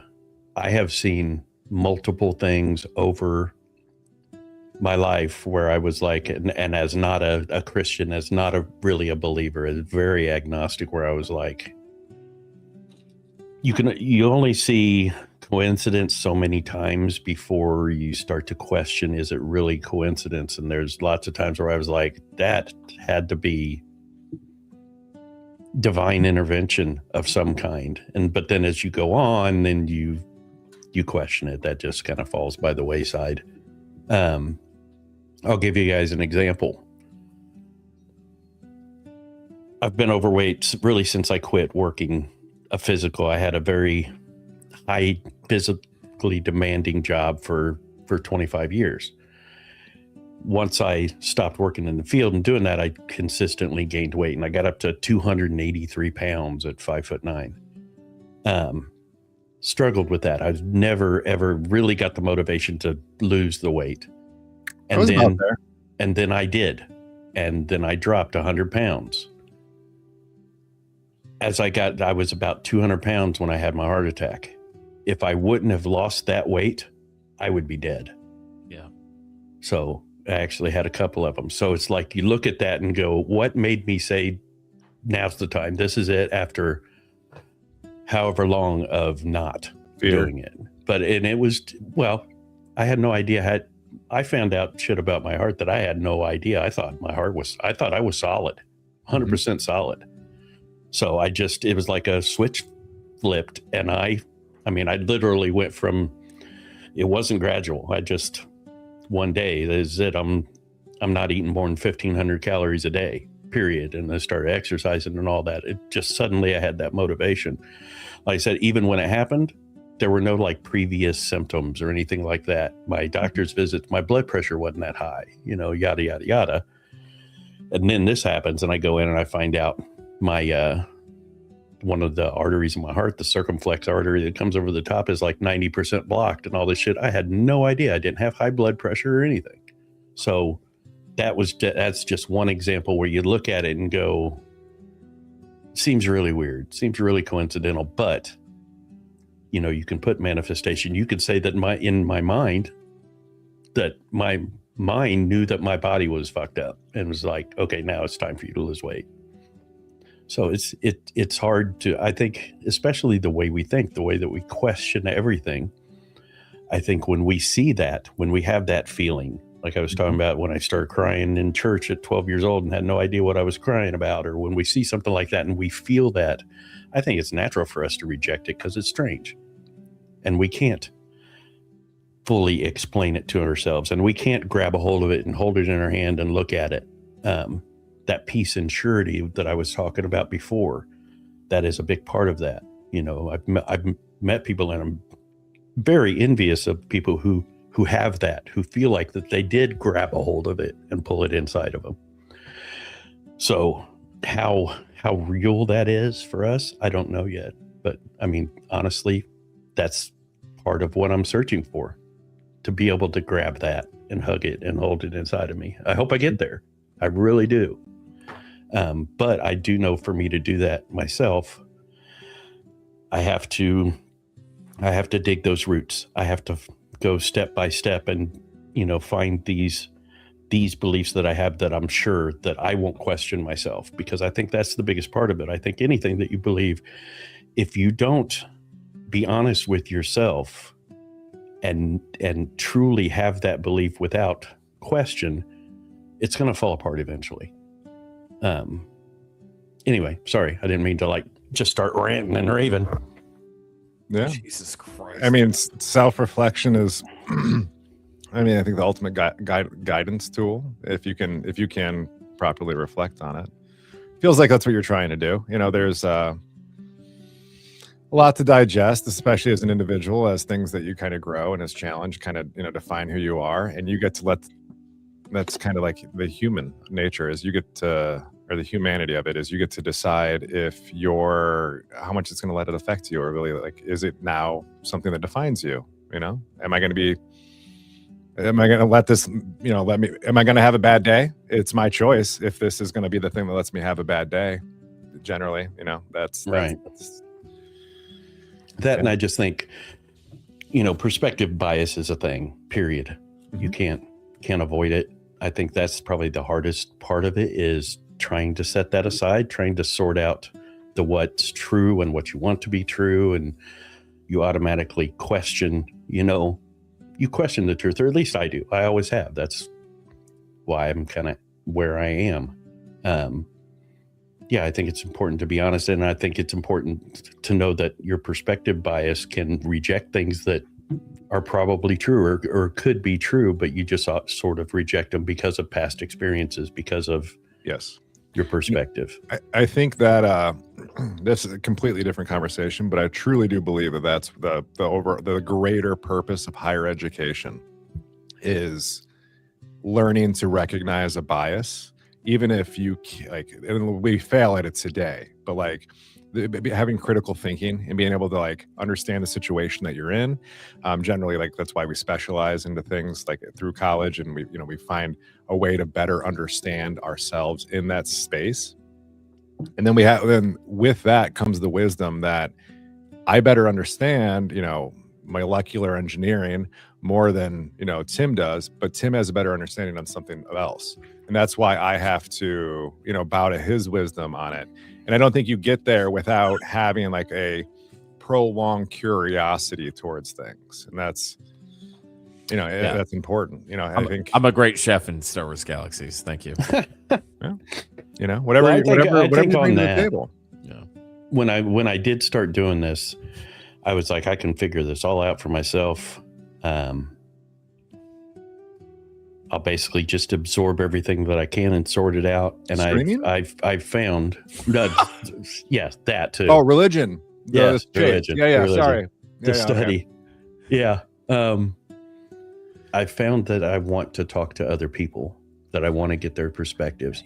Yeah, man, because if you keep talking to yourself about the things, right, you start believing your own rationalizations, which is a default that I've been falling into, right? And you have snapped me out of a couple of times. Hey man, do this. Hey man, do that.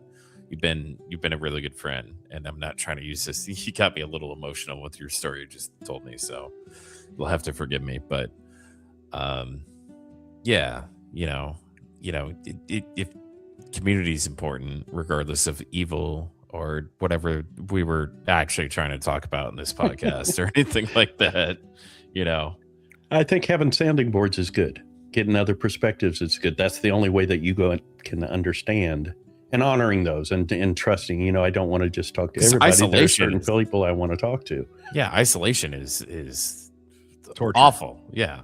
Yeah, there's a reason people in what is it, in prison? Societies. No. Black sheep people all the time, man. No, when they put them in a cell by themselves, I can't think of the word. Yeah, there's a reason people in isolation go crazy. Right, but we do it to groups all the time. Like it's we're terrible at it. Like, we do it to ourselves. Thank you, internet. We do. I mean, the internet. If everybody, I think the idea was that it was going to be a proxy for actual, societal interaction, and it's really just isolated everybody. Right. If you wanted to find 5 people that wanted to dress up as a stormtrooper and reenact the Boston Tea Party, right, you could find those people, right? So the idea of the internet was inclusion, but it really started kind of segregating everybody. It became a replacement instead of augmenting. It became a replacement. That's a way more. I will say, I think the problem that the internet's missing, and this is like I'm not trying to say like the hot take version of this is the right way to go, but the problem with the internet is that it's anonymous, and that like we found our group, right? And we can have like these crazy hot anonymous takes. But like the 3 of us are much more accountable right now because our faces are, our voices here, and like we're not going to just say some of the wildest things that we possibly could for the sake of attention. Okay, have you watched me and Tim stream? Yeah. No, hold my beer, buddy. Hold my beer. I don't think right now I'm talking to Tim Allen. I think I'm talking to Tim. And I don't think you guys realized like I'm not Woot. Like Woot is, you guys got Tyler today. Woot's a character I play while I stream, where I play the most like extreme version of my personality. Eric. Yeah, and I'm open about that, right? My name's Eric, right? When I'm Eric, I'm Eric, and then when I'm Tim Allen, I'm Tim Allen, right? We all have that. Yeah, absolutely. Well, the problem for me, the difference is I'm Jeff and I'm Jeff. I mean, I think that's why a lot of people relate to. I don't really have a character, but yeah, that's why that's why you're not a Twitch partner. Yeah, probably. No, I was going to without I can't be somebody besides me. Yeah, no, actually, I like without 100%. without like a hook that people can really like relate to the worst parts of themselves in like a good way. You lack the ability to really take off and hit large scale like success in this realm. I will say, like, your approach to how you did this here in a small town, your business top fucking tier. Nobody's questioning you. You need something, call Jeff. He's got it covered. Like, that's just it. But like when you're on the platform as large as something like this, it's you can't be anything but a character. Not everyone. I don't have a super dynamic personality, and again, that's me in real life. I don't do it anymore, to be honest. Right? I don't do it anymore either. I do. I mean, me and Tim actually sat down for a meal. Was I any different than what I am here? No. A little bit, actually. How so? You were. I want to know for real. You were less sociable, actually. Dude, it is. That's 100. That's accurate. I'm surprised you noticed that. But yeah, that's accurate. You guys like IRL met up? Yeah. I talked to his wife more than I talked to him. For sure. So no, I got this. So I do this all the time. I've met so many of my other fellow streamer friends, especially through like through the Blizzard partner program. I was able to go to BlizzCon and meet all my friends. No, but like that was actually the best part, right? Was I was getting to meet all of the people I've been hanging out with for like the last years. And the people's personalities are absolutely different, but then like that it's in there and they're just not comfortable enough to let it out. And they're just probably intimidated by how good looking you were, Tim. That's just all it is. But no, like, that's what it was. Honestly, I felt bad. I was like, man, like our relationship's great on Discord and talking to each other and stream and all that kind of stuff. And I felt like maybe I pressed it too much because I go to the Indy 500 every year, right? Nice. I was like, hey, I'm gonna be in the city, right? I'll be there. Like, let me take you and the wife out to dinner or whatever. And it was. Mm-hmm. No, it was 100%, dude. I got the same feeling from you, even just in the way that you carried yourself and all that. It didn't have the self-confidence that I expected, especially for really this big freaking dude. No, you kind of walked a little bit like this, and I actually gave you the little bit of bro hug, and you're like, oh, we're doing that. So no, I mean, I think that's both fair. Of us just sort of went like this, socially awkward. If we would have hung out for another hour or 2 hours, probably. It would have. You guys needed a couple beers. Switched. Yeah, pretty much. Yeah, this is. I don't think what you guys experienced is abnormal. That's just like old friends meeting up for the first time and they really haven't come across each other. You guys won't know him, but like, so my old moderator, if you guys remember, Salty Potato, I've known him for 30 years. He's lived near me for 8. That was awkward as fuck. The first time I went to go see him was right after I got back from my Iraq deployment. I said, hey, bro. Or no, Afghanistan. I said, hey, bro, I'm looking for a job. Can you help me out? And he's like, you want to come up for an interview? So I flew up to New Jersey. He picked me up at the train station and he was like, let's go. And he drove me right to his work. And it was awkward as fuck. It kind of was. Yeah, that's I had seen one picture of him prior to that. So like, I didn't know what to get in. And so like, he pulls up in this fucking little beater with a heater, fucking window down. And he's just like, hey, bro, hop in. And as soon as I heard that voice, I knew. Now, he was an awkward fucking panda all fucking weekend. He really was. The only time he wasn't awkward was when we were both on our computers sitting side by side, because that's where he's comfortable with me. Yeah. Now I exhaust him and we hang out all the time, but like, I'm also the way he gets out and like, gets his social isms out. And he, I would be a worse person without him, truly. But like, it was a weird time. Well, this is a perfect example of what we were talking about earlier, the difference between online social interaction and in real life social interaction. If this was someone that you had that experience before, it would have gone through the same progression. There's that awkward, kind of getting to know you part, and then you jive. Yeah. So even though you had known this guy for however long and had however many interactions, there is definitely a difference in real life to online social interaction. Most people are nicer in person. Right. Yeah. More themselves because they're. But I would argue the opposite. I think people are more true to their own nature online. Yeah. I think people definitely open up maybe some doors that they wouldn't. Sorry, I guess maybe not true to their nature, but more willing to explore their own personal thoughts and beliefs online. Yes, that's 100% for me. Yeah. I mean, actually, like I have studies on this. I am definitely way more social. I was people are very more willing to tell their antisocial forever, their medical history than their own doctor. Yep. I was launching a product so I was working with a German company trying to launch a device to medical deserts where women could get tested for HPV without a battery source or anything like that. Just like a basic thing. The number one problem they have is getting people to report it. It has nothing to do because there's no battery, right? So it doesn't automatically ping data up to the cloud and tell anybody that hey, this person's positive.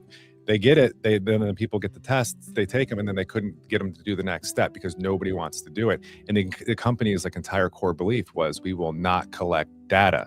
And so, I'm just sitting there you're dead in the water. Someone else is going to do it. You got an idea, but we'll see. Right. There's definitely some constraints that aren't there online, of course. So actually what it comes down to is the amount of time you spend in proximity to any one object is how comfortable you become with it, the actual psychology behind it. So somebody who spends their entire day with their phone in their pocket, their phone in their hand, right? They take their phone onto the toilet, into the shower, they take their, into the car with them. The things that they will do with their phone, truly, they love their phone at this point. You talk about people being married. At this point, we just go marry your phone. You spend all your time with it. This didn't try to take half. Well, yeah, it does. It takes it slowly, month after month, but that's a different argument. Oh, that's a good question. How much money do you spend on your phone? We're going from during your lifetime to how much we spend on our phone. Phones are evil, man. How are you going to make this YouTube make sense? It's not. We've wandered so much, but I don't care because I think this has been an outstanding conversation regardless. Yeah, agreed. What do you want to know about my phone? No, I don't want to know about your phone. Okay. No, but think about it. What your divorce cost you? Do you think you'll spend that much on your phone for service and any other ways that you spend money on your phone? Divorce cost me? I had a prenup. The phone didn't take half. I ain't no bitch, buddy. You mentioned the phone didn't take half, but it's taking money from you every month. It's the society we live in. Maybe that's why dating's so bad, because everybody spends all their dating money on their phone. Is paying for my phone. So how much? Let's not talk about this. Okay. Do they limit your? Never mind. I was going to go somewhere way off where we should be. Yep. Yeah. Well, to that, I think we've had an awesome conversation that went. I expected you guys to be dipping out after an hour or so, and we're at 2 hours and 42 minutes. Seems like it's flown by. Fruition. Yeah, it's been an absolute blast. I love chatting with people. Always love a platform. Yep. I'm just kind of disappointed. His name's Tyler. Sorry, bud. I think it 100% fits. I mean, I think you'd look like a Tyler. Now without the hat and the blonde hair and the blue eyes and the. I'm just a little weirded out that he's almost 40. Yeah, dude. My wife's still retarded everywhere we go. You should see her too. She is 40, and yeah, it's a life we got for sure. Your wife does the whole thank God. She sings or what was that? What was that thing? She's evolved, dude. She's pianoing now, full on. We actually just got our kid who's behind us over there, a drum set this week. They're both they have that musical. You had a thing. I'm sorry, Jeff. You had a thing where she would play the flute or the ukulele. Yeah. Yeah. So she went from ukulele to guitar to a couple other oddball instruments, and now I literally was I'm gonna buy her a piano. She touched it and was like, "Oh, I know what I'm doing," and now she can play the piano. Wow, really? Yeah. We got her into lessons. She works with people, and even people are "We're not here to tell you how to. You know how to do it. You know you're doing it. You do all of the things correctly. She's just there for guidance to kind of get it." My kid's the same way with the drums and percussion stuff. He's in a marching band. And the school we're at has a really COVID, right? It had really weird sized band. And so you see my kid running around playing all the percussion stuff. And I know that's kind of normal for percussion kids to be able to do it, but he's got that. He's got it too. When you see it, you're talent for sure. And I think that's it's just one of the more common talents that we see in humans. But it's incredible when you have it. I don't have it at all. I don't know how common it is, dude. I had I was a musician for a long Musician. time, and I had to Everywhere. work for every little bit of it. Yeah. So, and there's no So way I could play piano. I feel the same way. So I started with piano and then I went to other instruments and I never felt talented with any of it. And I felt stressed out. My parents wanted me to be talented with it. Mhm. And I'm like, okay, so I suck at piano. I'm good at guitar. I'm going to do this. I'm going to do that. The drums, viola, I did all this. Yeah. It's I think that That's an amazing thing. you have Yeah, to be in it's the right mind space to be able to like, accept that you're doing something and kind of submit to the process of learning it. I don't think that their talent came from just those couple things. I think there was other things that kind of like I don't ever want to talk to this person again. sparked it. No, I think if you would have spent the time, you would have realized though, Tim, that you were probably better than already 70% of the people out there. I just want my dad to tell me he loves me. Same, No, dude. I do think that Same. that some people have a natural proclivity towards it, and No, I never felt other I had people have to talent, work right? harder. You see people that have like they just go ba ba ba ba ba ba ba, and you're like, what the fuck? Your instrument's different though, dude. You've got it here. You have to acknowledge that you do. You can speak better than most. Your instrument is just your body, and you're more in tune with this instrument than most people could ever be. Your ability to speak and talk to people, engage with people, that's a gift from God that people would kill for. And I don't even believe in the that's a whole gift God from thing, where? right? I like the expression, but you know what I'm saying? Like that's just Yes. not. You can put a bunch of salesmen in a room and like everybody's everybody in that room is a salesman, but nobody else in that building is. Everybody else is a fucking awkward turtle, and you've got it. You can turn it on. You can find that person in the crowd who doesn't feel connected. You can point at them and connect them in that moment, and that is something that other people can't do. And that's why people are attracted to you as an individual, as a content creator. Like you've got it, and that's like your instrument. That's you. You've taken time to refine that. You weren't born with it. You saw things in other people and emulated it to come up with a version of yourself that you were so comfortable with, other people found it attractive. That's something that people want, and you have it. So, I mean, kudos. That's something that, it's hard. Saint Tyler. I never want to talk to you again. Yeah. I don't know how to respond to that. Thank you. Just take it for what it is. I think he's right. It's we grew up here in America. This is the worst part of it, is we only focus on our deficits.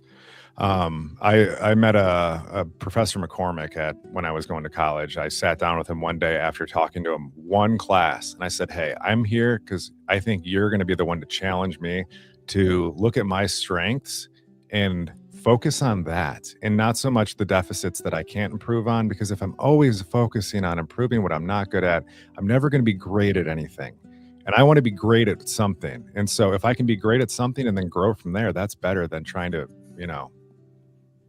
just do that. So what I'm focusing on is my strengths now. And not like in a hubris way, like you still have to absolutely acknowledge your weaknesses and, know when to focus on those. But, if you don't give yourself that, hey, attaboy, you did a good job, it doesn't feel as good, when you're just always pissing on yourself. That hurts. That's tough for some of us. Yeah. So you got a lot of wisdom for such a young cat, dude. Thanks, man. I like it. I like it. He I'm just still, lost weight. He's not that young. Yeah, that's true. That's true. I'm still looking for that thing that I'm great Can we at. end this podcast so I can fucking cry in a corner? You're great. Yeah, we can actually. I'm going to let you guys go. Thank you so much for hanging out with me and having this conversation. I hope we do it again. I think Anytime. Absolute pleasure. This was outstanding. Everybody watching, thanks for watching, and we'll see you next time.